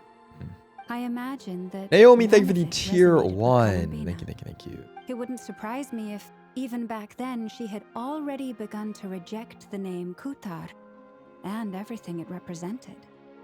Lama speaks the truth. When I heard them call upon Kutar with hope and expectation in their voices, they may as well have been calling upon somebody else. Damn. When you were organizing these texts, what criteria did you use? Well, that's a bit complicated. I looked at the level of detail, perceived authenticity, prose style, and how realistic their portrayal of Kutar seemed to be. Amongst the Frostmoon scions of today, only I know of her existence, and I alone have spoken to her face to face. As such, I know that there are certain things she simply would never do. That being said, I have sensed some changes in her lately. Changes? What kind of changes? Seems like this is getting us nowhere. For what it's worth, why don't we check the unreliable sources too? Sure. Give me a moment. I cannot believe this is the entire collection and library of all of the Frostmoon Scions history. Kutar sheared a great mass from the snow-capped mountain and cast it into the sea, upon whose surface shone the mirror image of the moon. Thus was formed the island of Hisi. Yeah, right. That doesn't even begin to pass the sniff test. The 3 moons are not but lies through and through. Only one moon has ever shone for us, and Kutar is her name. The subjectivity is strong in this one. The vast majority of ancient texts are filled with fanciful tales like these. I trust you understand my criteria a little better now. Kutar did not speak, merely gazing into the distance in silence. And where her gaze landed, this was her prophecy. Clearly, whoever wrote this text never even met Kutar. Otherwise, they'd know that her eyes are always closed. What about you, Traveler? What are you reading? Seems like a collection of anecdotes. Come on, let Paimon see. The child wished to build a wooden nest with which to shield a fledgling bird from the cold. But being so young and lacking in strength, the child could not snap the branches from the trees. Kutar was passing by. Upon seeing the child, she summoned forth the Kuhenki, who built a beautiful nest for the child. I remember that. Oh, wow. Not knowing the meaning of Kutar's divine intervention, the child dared not to respond, and thus ran home to call their parents. But Kutar was gone. The Moon Chanter declared the event a miracle and took the nest as a relic, placing it on high for all to see. The child was named as one favored by the goddess, and was greatly respected amongst the people.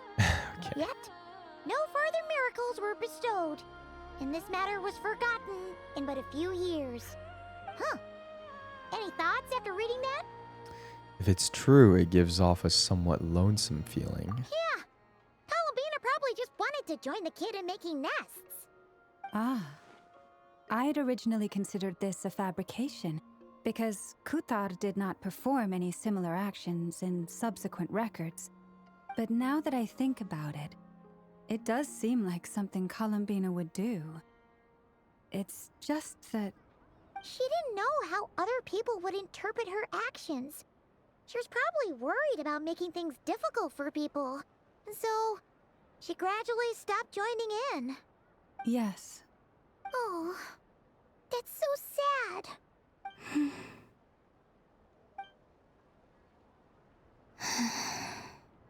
And now, I can make no such gestures of warmth, even if I want to.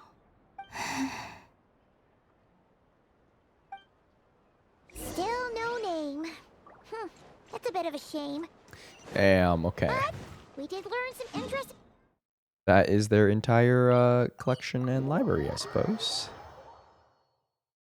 Let's He was gonna set up a meeting with Arlecchino and Sandrone, right? Let's go back to Nasha Town and see how he's doing. Back here. Are we meeting with the Fatui or? Let's see. There's Varka. Oh, and it's Durin and Albedo too.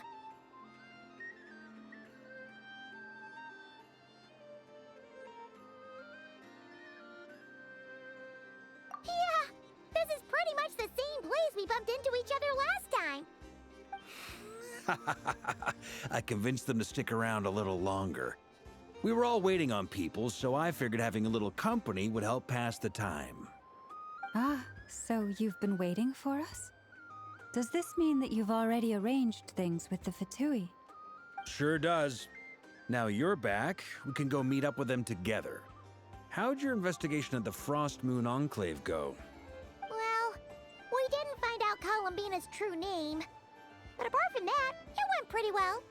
We learned some stories from her early days. Aha, just as well that I didn't tag along then.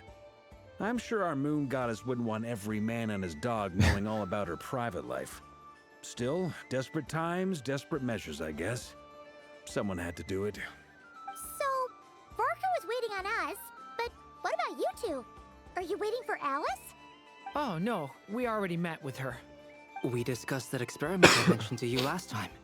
Oh, and she also handed me this communication device. Oh my god, they actually model the items that they're holding now.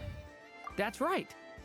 I understand she informed you about the relationship between the phantom phenomena and Tevat's borders, yes? She wants me to help her with some more experiments on that front. She said that she'll contact me through this device with more information. Ah, I see. Following instructions and making observations. Pretty common research method. Takes me right back to Albedo's lab. Wait, then who exactly are you meeting? Someone you know. Albedo's met him too. But I don't think Miss Lauma or the Grand Master have been introduced.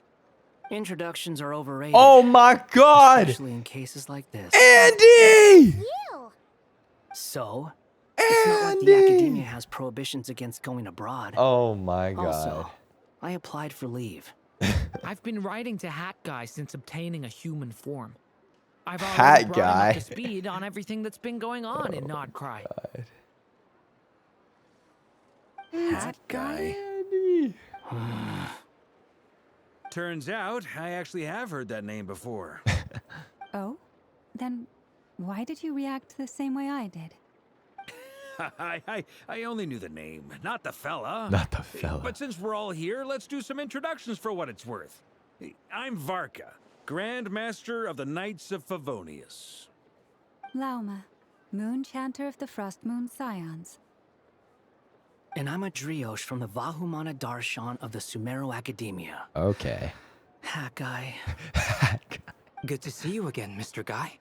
I Mr. believe we Guy. saw each other on the boat right here. So they came to Nod Cry together. Mind you, the only reason I came here is because there's someone I want to look into. Who's that? The Doctor, also known as Dottore. Dun, dun, Second of the Fatui Harbingers. Just as I thought. From the tone of your voice, it sounds like there's bad blood between you. I was reviewing our archives and noticed that a lot of information about him was missing. Left a bad taste in my mouth. That's all there is to it. Dottore, or Zondik, as he was then known, once studied at the Academia, but he got kicked out before he could graduate. So the Harbinger's #2 man is a college dropout? Ah, how embarrassing for them. Last we heard, he was planning something. We actually heard that a few times before, even coming to Nodcry, but we haven't seen a trace of him since we got here. He only appears when something interests him. For all we know, he might have left already.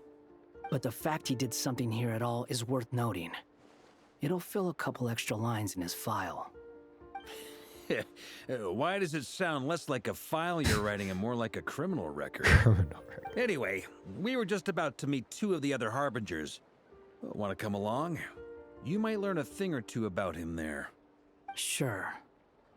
Oh my god. Varka's model looks so crazy. They're old acquaintances Holy. of ours, so, you know, when you talk to them, try to be... I got it. The Frost Moon Scion's relations with the Fatui remain tense. Forgive me if I do not attend. In that case, we'll continue assisting Miss Alice with her experiments. Good stuff. Everyone's having a fruitful time. All right, we better get going. I'll lead the way.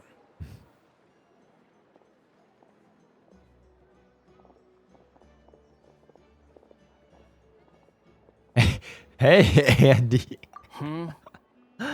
Are you here for revenge? Well, yeah. That's obviously part of it.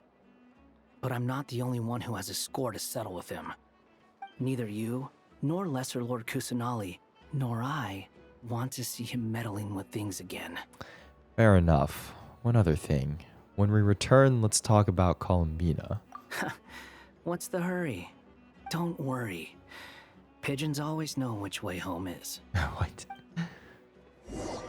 After the conversation ends, the group splits into 2 teams. Oh, look at that. You made it. Who is this? Who's this? A scholar from Sumeru. They call him Hat Guy. He's an old friend of the Travelers. Wait, this is the academia representative you wrote about? He doesn't exactly look the part. I believe this will prove my identity. You'll notice it bears the seal of the Sanctuary of Surasthana. Well, what do you know? So it does. All right then. My mistake. Okay. It's fine. I expected as much. What? So as I mentioned in my letter, What? the Academia's got its eyes on Dottore. But this matter remains top secret. Apart from those assisting in the investigation, the fewer people who know, the better. If anyone asks, I'm here in Nodcry to pursue my personal academic interests. Gotta say, Varka, you did pretty well to keep all this under wraps for so long. Sounds like you got in touch with the academia about this way back. You flatter me. They're all harbingers. What reason would you have to disclose information about Dottore? Where do I even start? Remember that time we fought Rerir at Star Sand Shoal? He sure let me have it then, didn't he? I'll bet Dottore had that all sketched out, with me as his convenient little pawn. He could not care less about us if he tried, but hey! The feeling's mutual. Does Dottore really strike you as the sort who values his relationships with his colleagues? Fair point. Definitely not. Which is why I always keep my guard up whenever he starts making suspicious moves. To that extent, our motivations align. On top of which, I consider you trustworthy people. Oh, thanks. Now, back on topic. In the wake of the Reikir of Solnari episode, Sandrone and I grew suspicious about Dottore's complete inaction during the entire affair.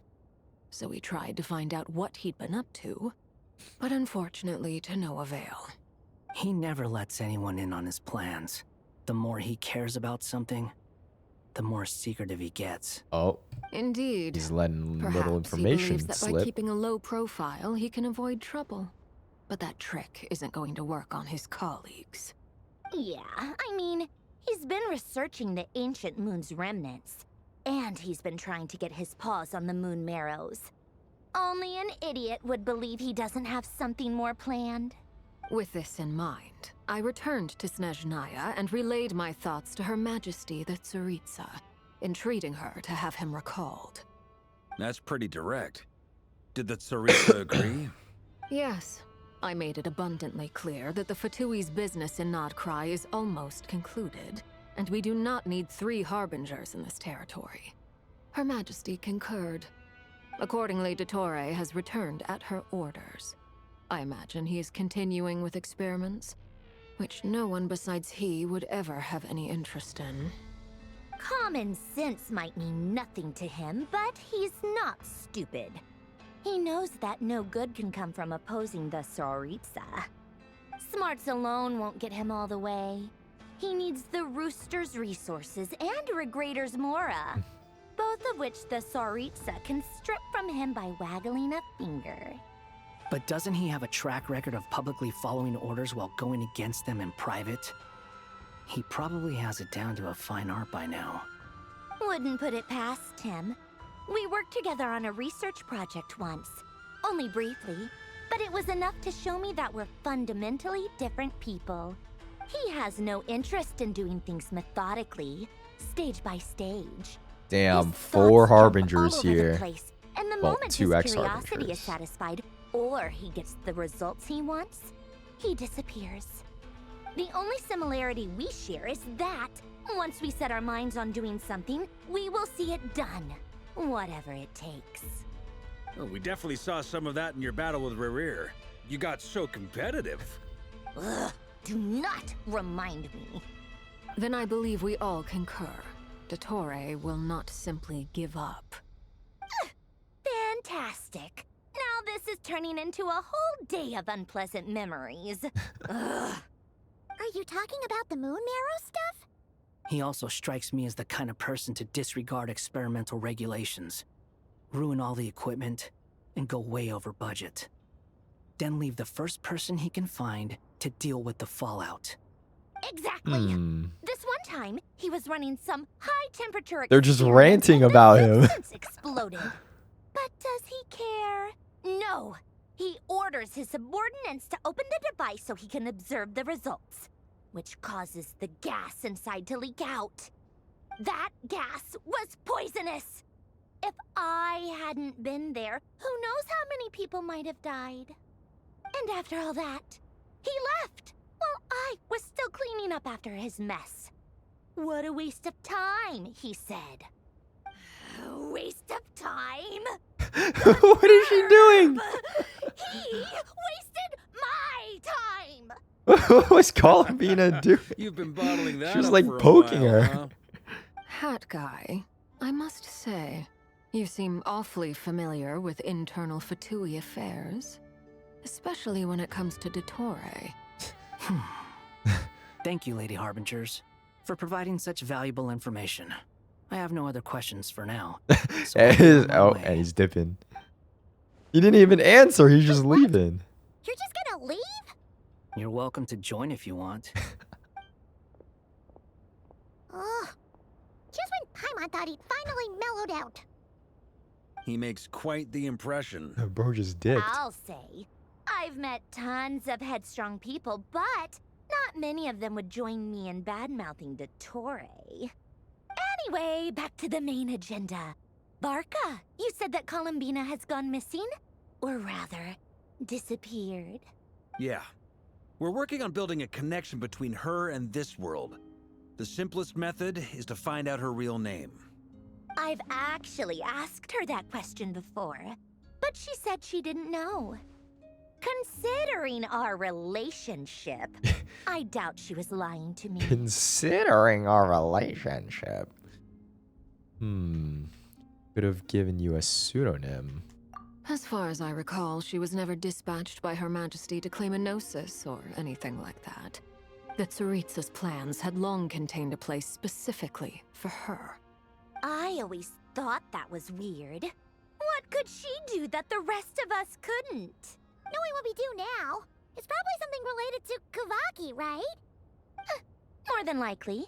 When she first arrived, Columbina would often go to Her Majesty and ask when she could start the task assigned to her. But Her Majesty always gave the same reply. The time has not yet come. What is So Columbina she doing? spent her days in Snezhnaya doing basically nothing. The Tsaritsa has summoned a beautiful blind maiden to be a harbinger, giving her the third seat by virtue only of her enchanting voice.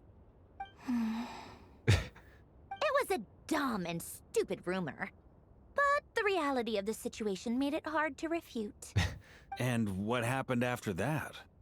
I imagine she stopped caring. She no longer seemed to care why she had been recruited, and Her Majesty never gave her any missions, so she just continued to sing in the flower garden.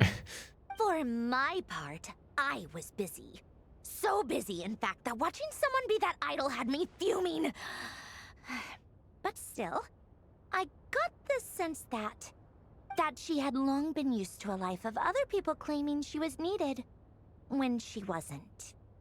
I just felt that having a place to stay would cost me something eventually. And so I waited quietly for the day that I would have to pay the price. And on the other end of that spectrum, you had me. Someone once told me that I had the lousiest work and the toughest luck. That's a good way of putting it. I forget who said it, but those words have always stuck with me. Sounds like something Andy would say. No wonder. But you've done your job exceptionally well all this time. Because at heart, you are a conscientious person. What is it? Something come to mind?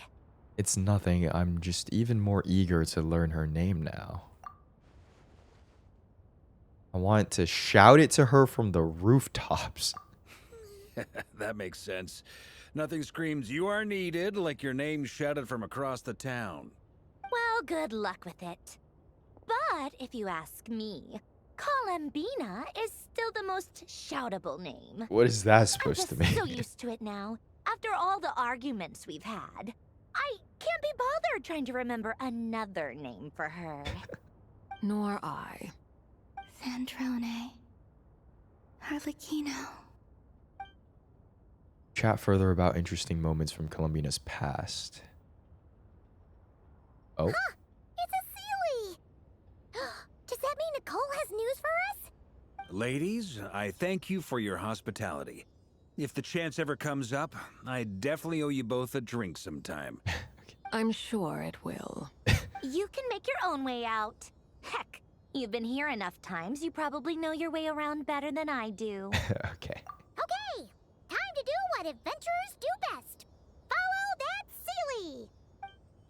Whoa, what are we doing? Exploration? Oh, Durin?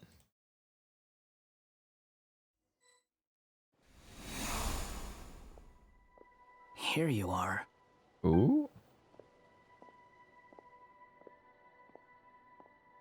Oh, hat guy. How come you're back so soon? Did things go all right with the Fatui? Fine. Totori's been summoned home by the Tsaritsa.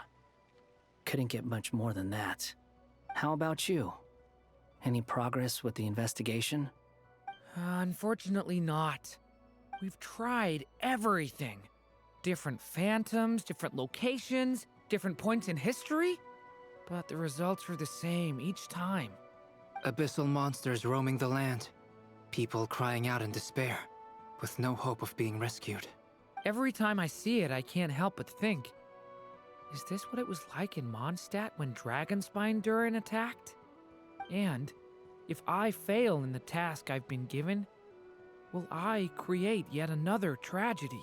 That's just meaningless speculation. When we encountered similar phenomena previously, Why'd he say it I like tried to that? interfere with those illusions, using sounds and lights to guide them. However, we could not change their fates. At most, we were able to extend their existences. The events of the past are like fate that has been written into Irminsul. There isn't a living thing in Tevat that can escape its past. But Miss Alice instructed us to try to find ways to change the outcome that these phantoms face. Oh. It's an impossible task. This music is getting kind of crazy. Since she asked us to do this, I feel like it can't truly be Feels like I'm watching impossible. Interstellar or something. Or if it is, well, mages can make the impossible possible. I could not have been born as Durin otherwise. But you also said that your past 39 attempts were fruitless. That's true. But you're still going. Yes. After This is this getting many weird. futile attempts, surely you realize that you're not doing this because you still believe what some mage told you. It's because you want her hypothesis to come true. It's something you wish for deep inside. So, think for yourself about what you want to do. As long as you don't believe it's futile, it isn't. Yeah.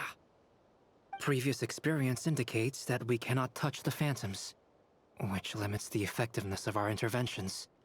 If we want to clear this hurdle, We need to break this rule somehow. Same thought here. Following the same rules means repeating the same failures. Reducing ourselves to mere playthings of fate.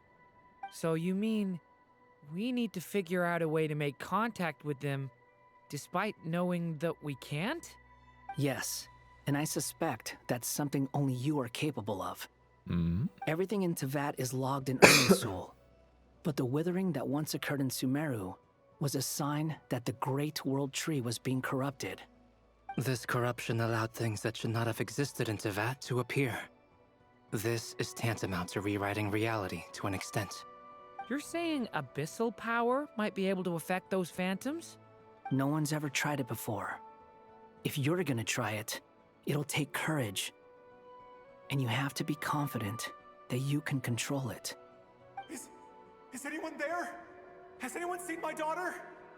She's missing. I have to find her. I hear someone inside. Spargana? Are you in there? Ah! If I can use my abyssal powers to warn him that there is danger here, maybe it'll change his decision. Maybe he'll stay away. Yes. The important thing is not the nature of the power, but rather how you use it. To intimidate and obstruct. Sounds about right for the Abyss. Let me try. I should be able to influence that thing. Oh. Oh my god, I get to play as Durin. Playable. What? This isn't the time for that. Just run. Make use of the stone pillars? What does he mean? I hear someone inside. Spargana? Are you in there? Oh. Was I supposed to do that? What is this? Looks dangerous. There's someone in there! Wait, I don't know if that was right. I just like closed someone off in there. He really left. Ha! We did it! Don't celebrate too soon. Follow him. See what he does next. Oh. Monsters approaching from the front. You need to stop them. And Okay, this Durin's not. R3C3? Oh, whoa. After using a normal type charger tag elemental burst. Wait, is this his best in slot now? This is his new best in slot? Oh. That's interesting. And they crowned him too. Wow.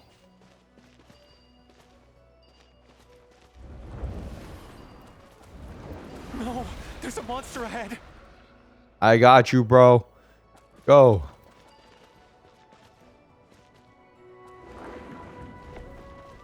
Wait, is that the barrier I saw earlier? Why is it appearing now? It's as if someone's controlling it. Whoa, it's The crazy. monster's gone. Is it safe now? Oh my gosh.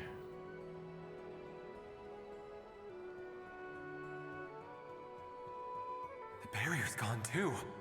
How odd. Anyway, I guess I'll keep going.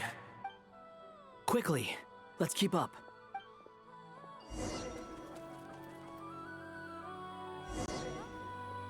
Wait, there was someone Explosives. up here. Don't go any further. We've got anti-monster traps laid out everywhere. But my daughter must just be up ahead. I have to go.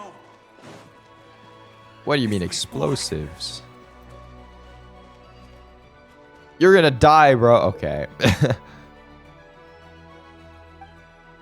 Can he Might be move? able to use the explosives over there, but we need to take care not to hurt him. Move aside, little bro. I'll use the barrier to keep him at a safe distance. This barrier seems to be helping me somehow. Oh. Hey, wake up! Oh, no good. Gotta keep moving ahead.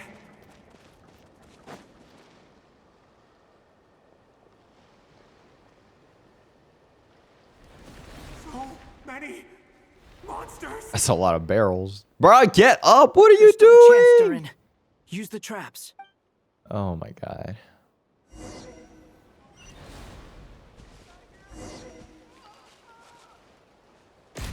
Boom.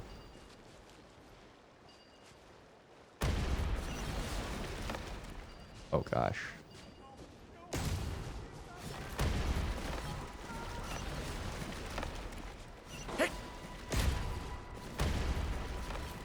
And boom. This is a new development. I've never seen this happen before. We might just be able to save this person. Will you though? Wait for him to gather information. I like Durin's charge attack. It's the only time he gets to use his wings. Hello there. Have you seen my daughter? Spargana's her name. She's carrying a large backpack. Get out while you still can, you fool. You won't find any survivors here. You won't find any But survivors I can't here. Just leave her here. She must be so scared right now. Sorry. Wish I could help, but I haven't seen her. You'll just have to keep looking. Okay, thank you. If I do find her, I'll get her to shelter and come back for you. Don't bother. I've got nowhere left to go. Oh. What's that noise? Monster! No, if he goes inside, he'll be walking into a trap. Let's try this once more. This time, we have to stop him.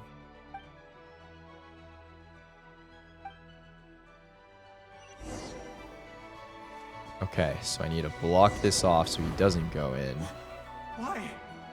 How will I know where Spargana's gone like this? You know what? I'll trust this strange barrier. It's got me this far after all. Okay. So I just leave these people trapped in there, I guess?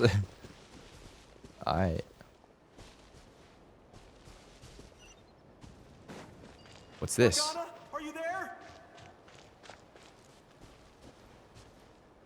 Try block this off too?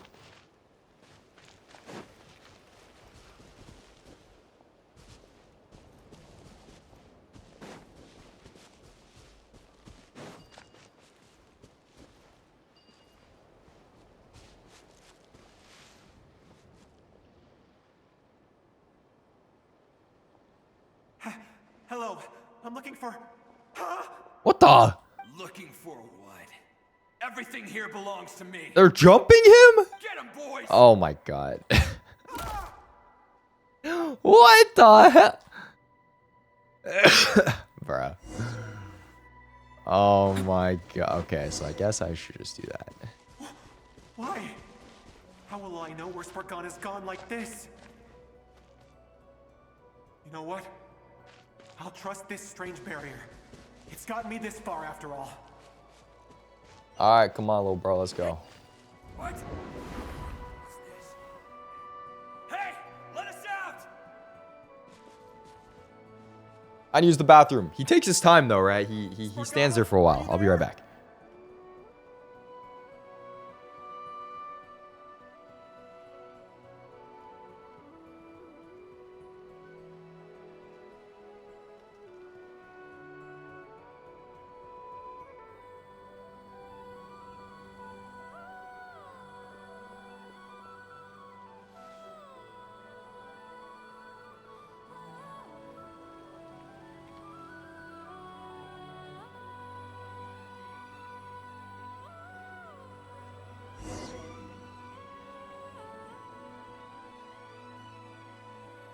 Huh? That looks like one of my daughter's books. Thank you. Thank you. Yes, it's one of hers for sure. That's her name on it right there. She left her backpack here. Oh, he made it. Oh, crap. Durin, just like last time. Use the explosives.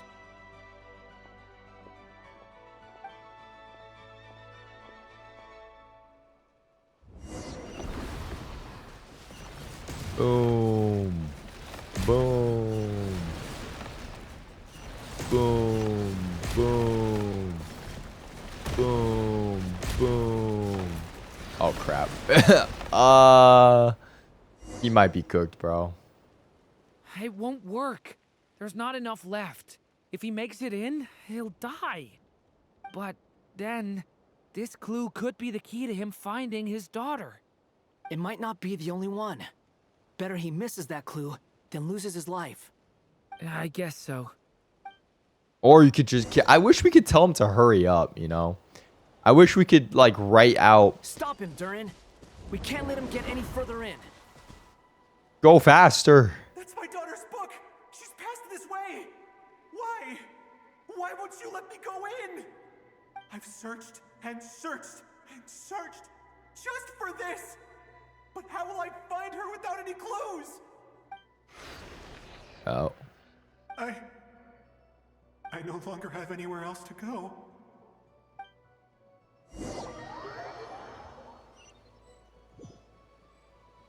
Or maybe if he didn't just freeze up and stand there every time I'm monsters sorry. came. I'm so sorry. He refuses to go anywhere else. Whether he opens this door or not, all that awaits him now is death. We couldn't change his fate. Albedo? Hat guy? Let's try one more time. I don't know how we're gonna do this, but I don't want to give up either.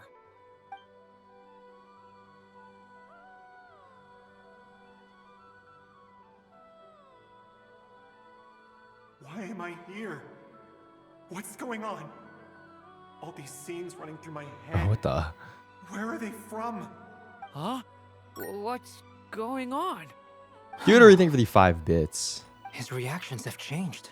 Why? How many times have I... What's happening to me? I... He's a regressor. Huh? Wait. Who are you? You can see us now? I feel like I always could, but that I only just realized you were there. I'm sorry, I don't know how to describe what I'm feeling. Okay. But you were the ones guiding me using that marked barrier, right? I haven't done anything yet, but those monsters, those deaths, they feel like memories. Like things I really did experience. I won't find my daughter. In fact, I'll ultimately die trying to find her. Isn't that right? Well, no, it isn't. Yes, it is.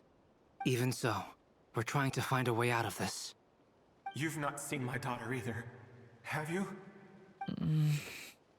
It seems she really isn't here.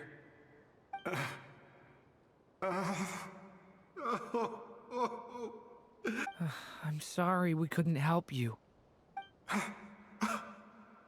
I'm just tired. Maybe this is destiny.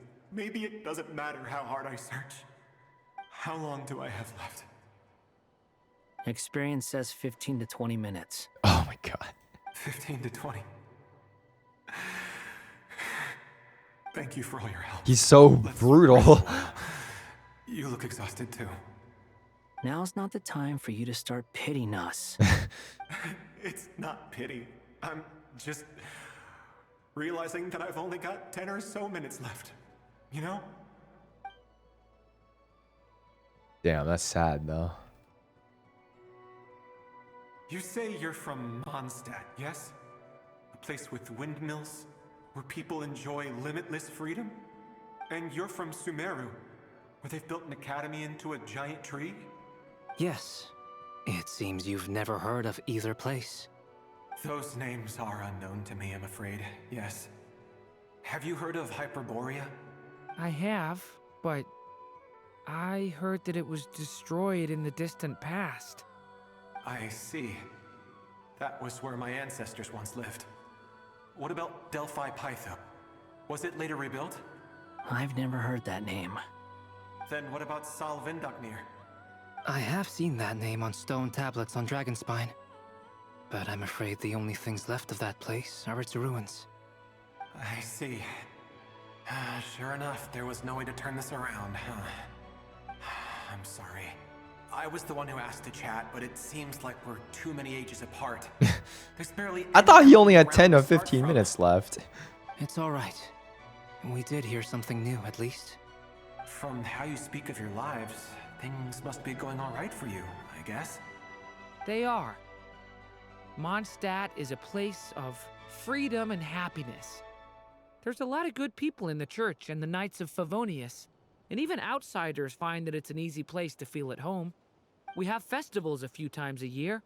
Everyone gets together to drink, sing, and be merry. Sumeru is a lot more uptight. Not really the kind of place where you can relax. It's a nation fraught with problems wherever you look. But if all you want in life is to seek knowledge, I guess it's pretty much paradise. That's wonderful. In other words, after this all-devouring black tide passed, humanity did not merely avoid extinction, but rose to build prosperous civilizations anew. I mean, I can see you all right now. That must mean the future isn't a total mess, right? That's true. Well, time's almost up. Let's part ways, I think. Might be best if you don't waste too much time on me. The chances are slim, I know, but I'd like to spend these last few minutes looking for Spargana. If things work out, I'd love to tell her about what I've heard. Don't May we meet again. crouch over and stay still when you see monsters. In that case, Run! wishes come true. Please! This guy's cooked. Well, I tried. He's gone. In a few minutes, he will meet the end that was his to begin with. The ending of this tale did not change, but I believe that we've just made the most progress we have yet. May your wishes come true. If only it were so simple. Hat guy, could I ask you a question? You've never talked about your past. It seems complicated, and it weighs heavily on you, too. Would you be willing to tell me about it? I mean, sometimes it's better to get things out in the open. Take that guy we try to help, for instance. At least he said goodbye with a smile, right? I know about Albedo's past. Our experiences are very similar, and he created me. As for you, you're my first friend, and you've witnessed every step I've taken. But by comparison, I know nothing about you. Either way, I mean, we're still best friends. They're best friends? Since But if when? I knew more about you, I might understand your thoughts a bit better. I've told you about myself. I'm a student at the academia. And what did you do before that? Prepared for the entrance exam? All right. If you really don't want to talk Prepared about it, for the I won't entrance press you any exam. further. I was a puppet built from the branches of a white tree, using technology left behind by the Conrian schools of mechanical engineering. Oh. A white tree? You mean an Irminsul tree? Yes. A branch of Irminsul that was once connected to the main tree. So you had a human creator too? Yeah. But my creator abandoned me after deciding that I was a failure. Ooh. After that,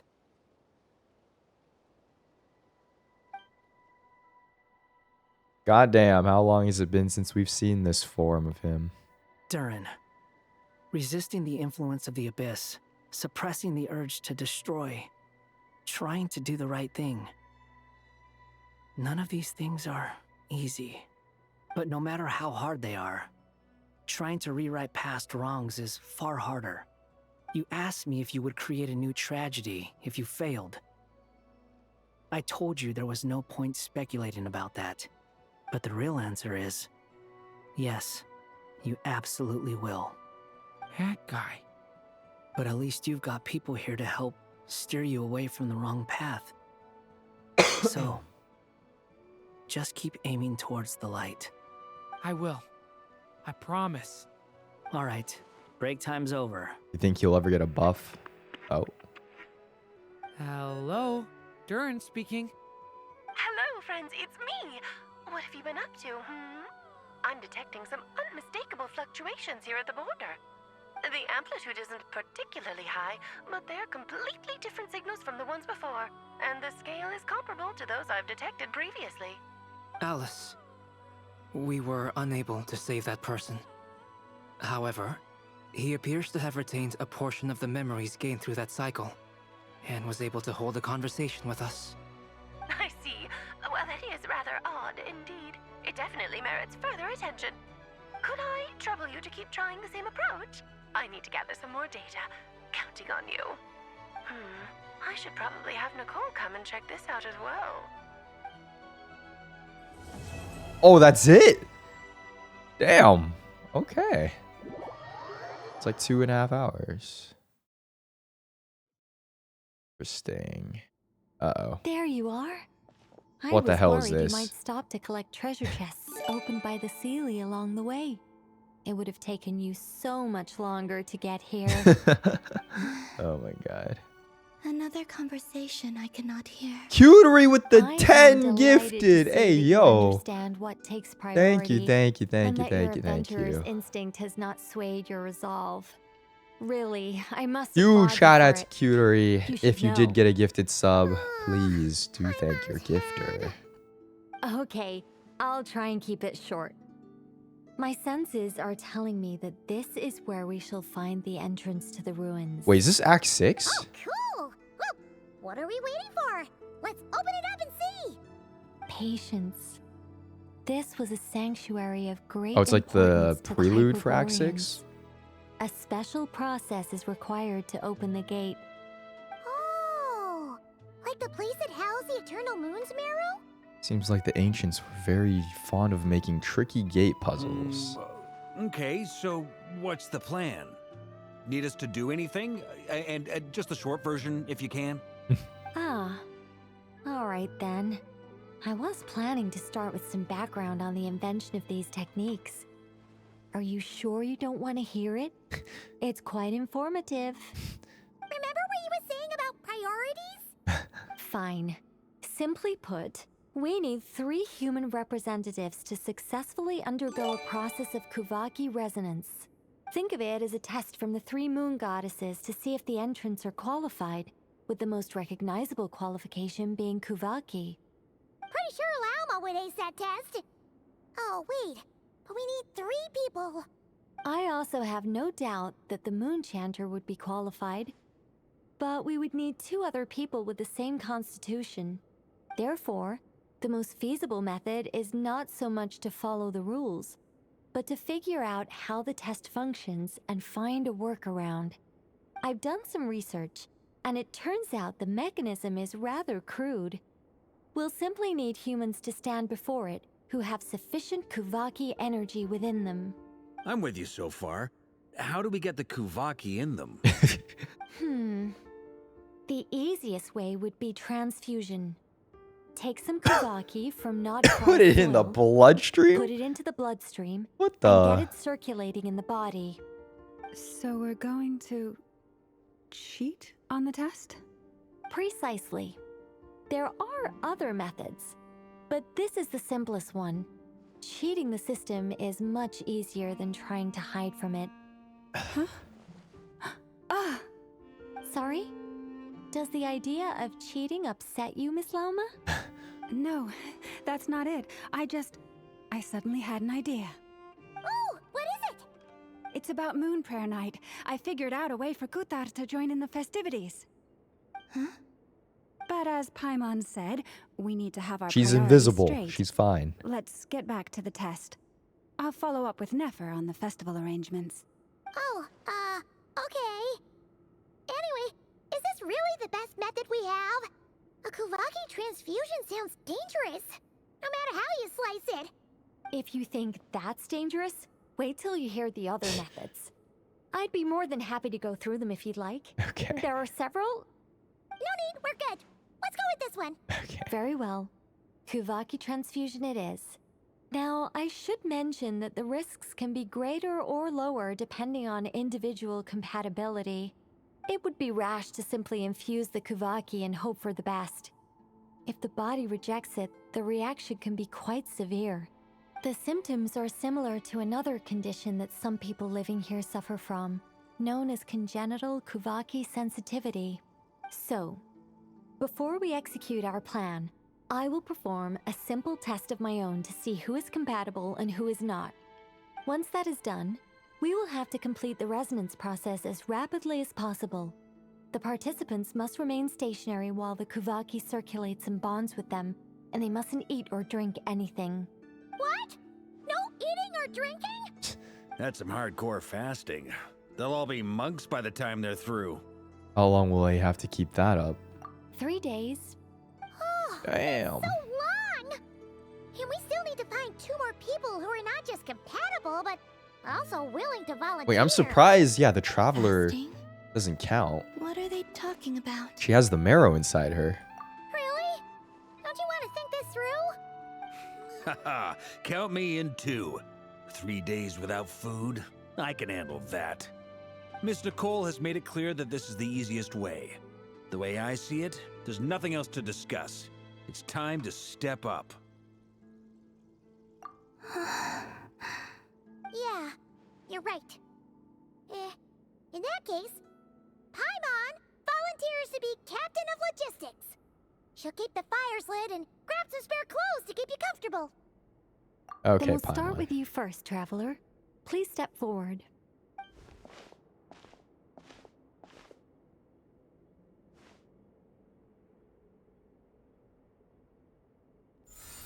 Oh. How's it going? Do you feel anything? No. How Oh. about now? Nope. And now? Nope. What about now? What is happening? You guys, it's not a competition, you know. All right, I'm officially impressed. Even as a descender, you can withstand far more than I imagined. It's like I summoned a giant stone titan to arm wrestle you, and your arm hasn't even moved an inch. What was she trying to do? In my last attempt, I infused 5 times the amount of Kuvaki required. Excuse me? Yes. Safe to say, compatibility won't be an issue for you. Okay. You're eligible to join. You're next, Mr. Varka. Oh boy. Sure, here goes nothing. All right. I'll start where we left off.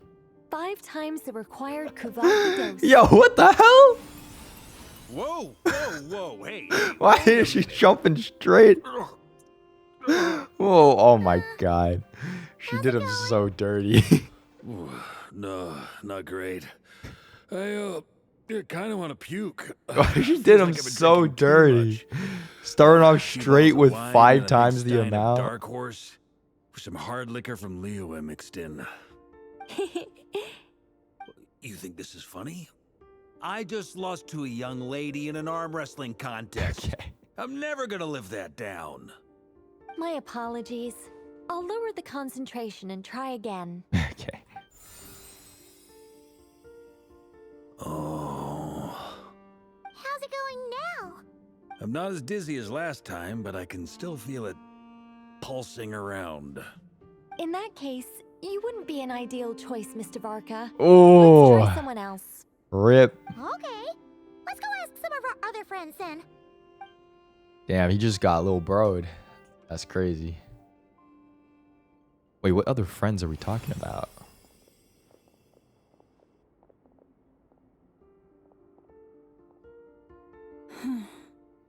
No surprises here, Miss Smoonchanter. You're perfectly compatible. You may join. Senior citizen. Never. Oh. I'm getting a slight headache. Shame. You were so close.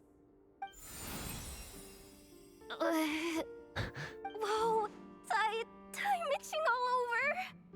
Allergic reaction. Allergic Can't have that. reaction to Kuvaki. Well, are you gonna start a walk? The Hexenzirkel is an organization that cares for and protects children. We will not have them do dangerous things. Okay. Not even tests. Hmm? Is something the matter? The candidates have to be human. Have to be human. I guess that rules me out too. Huh. Everyone except the Moonchanter got beaten. Guess I don't need to feel so bad after all. I mean, looks like this isn't gonna be as easy as we thought. Perhaps I could ask for volunteers among the Frost Moon Scions. I'll see about talking to some trusted Lightkeeper colleagues. Itlua springs to mind. Oh, frick that In fact, dude. I think we had Put me some in a former quest. Frost Moon Scions join our ranks recently.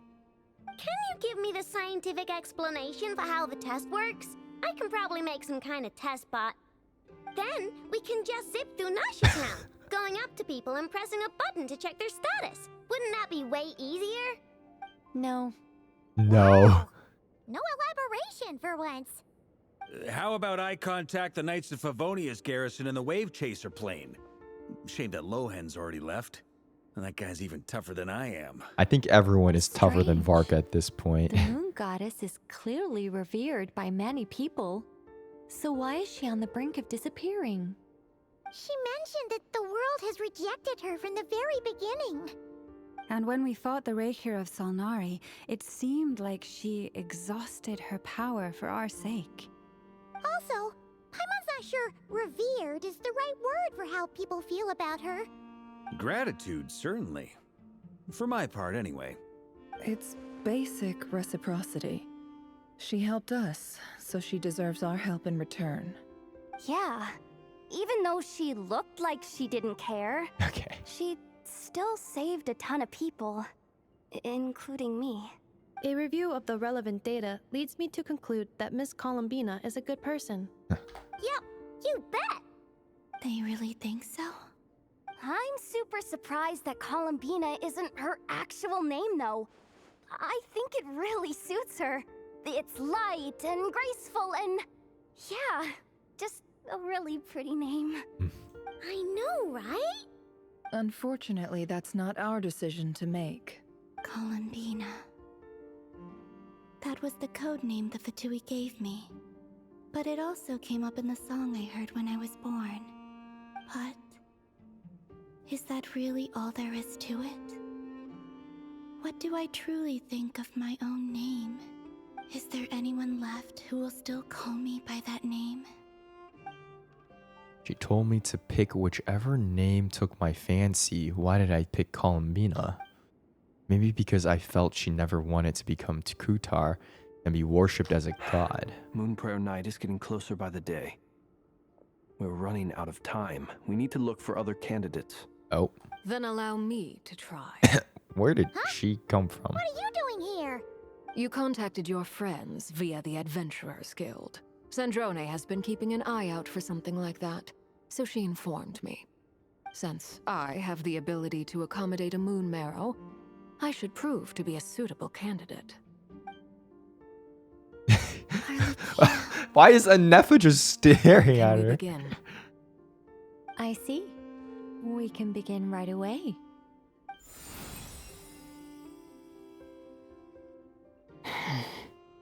How was it?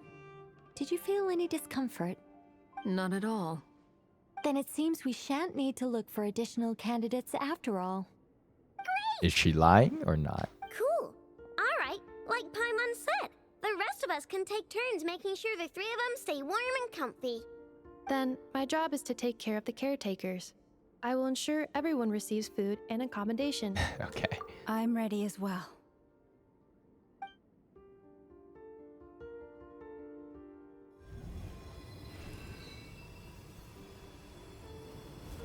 Damn, they need to just stand here for 3 days doing that? Alright, guys. 2 days and 23 hours left.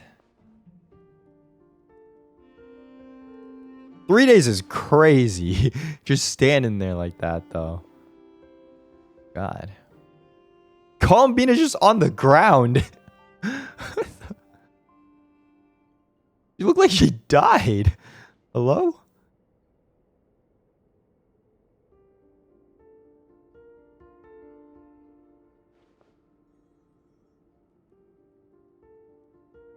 What's happening?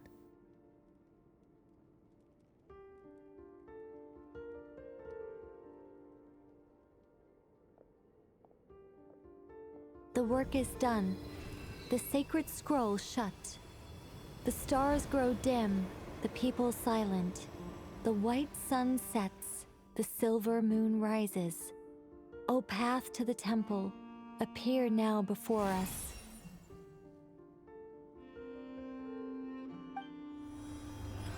Wow.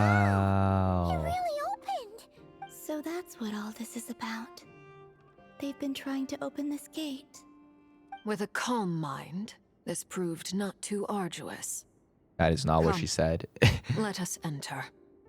It might be best to eat something first.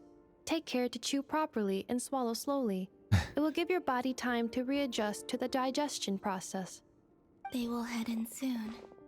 They will need to enter this gate. Is she gonna go in? Huh? Oh. I cannot pass through. Is it because I have no physical body? It has been 3 days. My strength has all but completely faded. Can I really hold on until Moon Prayer Night?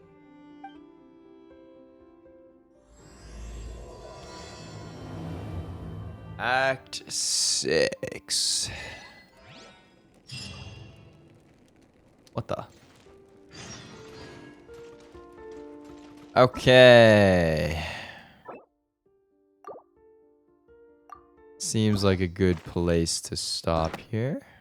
Oh god. Would you look at this? Wow, I did so many. What the heck? Wait, I'm kind of goated. Look at all the ones I did. Okay, we definitely stopped like after Inazuma though. Oh boy.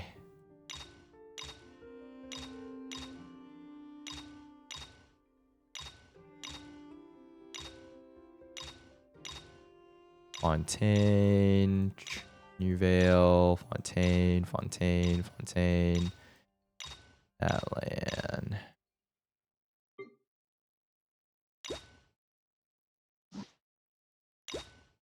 Hangout event. Ew.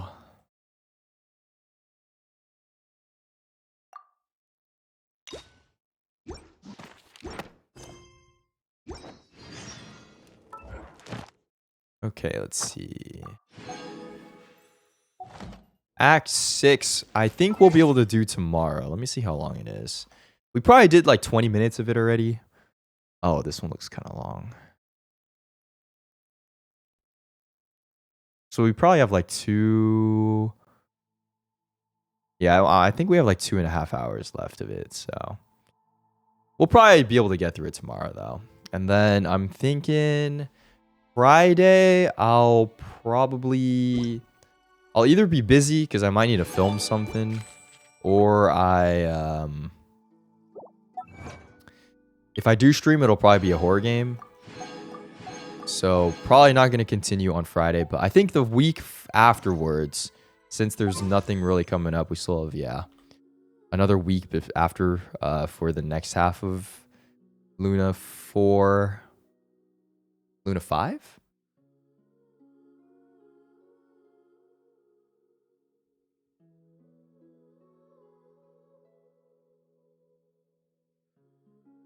Wait, what?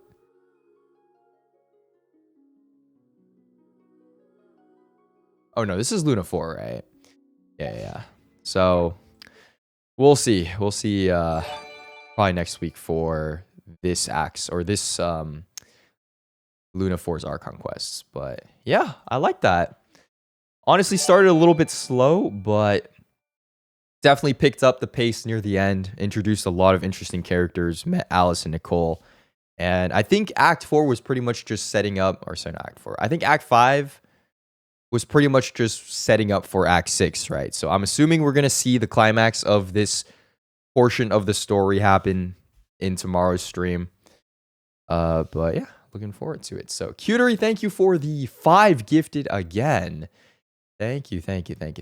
I Happy Blade, thank you for the 2 months as well. Appreciate that very, very much. But yeah, that is the plan. It should be fun, and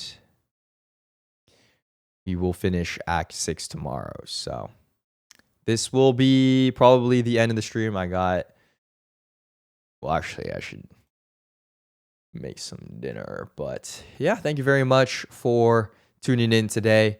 Hope you guys enjoyed this Archon Quest act. And let's see. Yeah, I'll be back tomorrow. So thank you very much. Have a wonderful, wonderful rest of your evening. And I'll see you.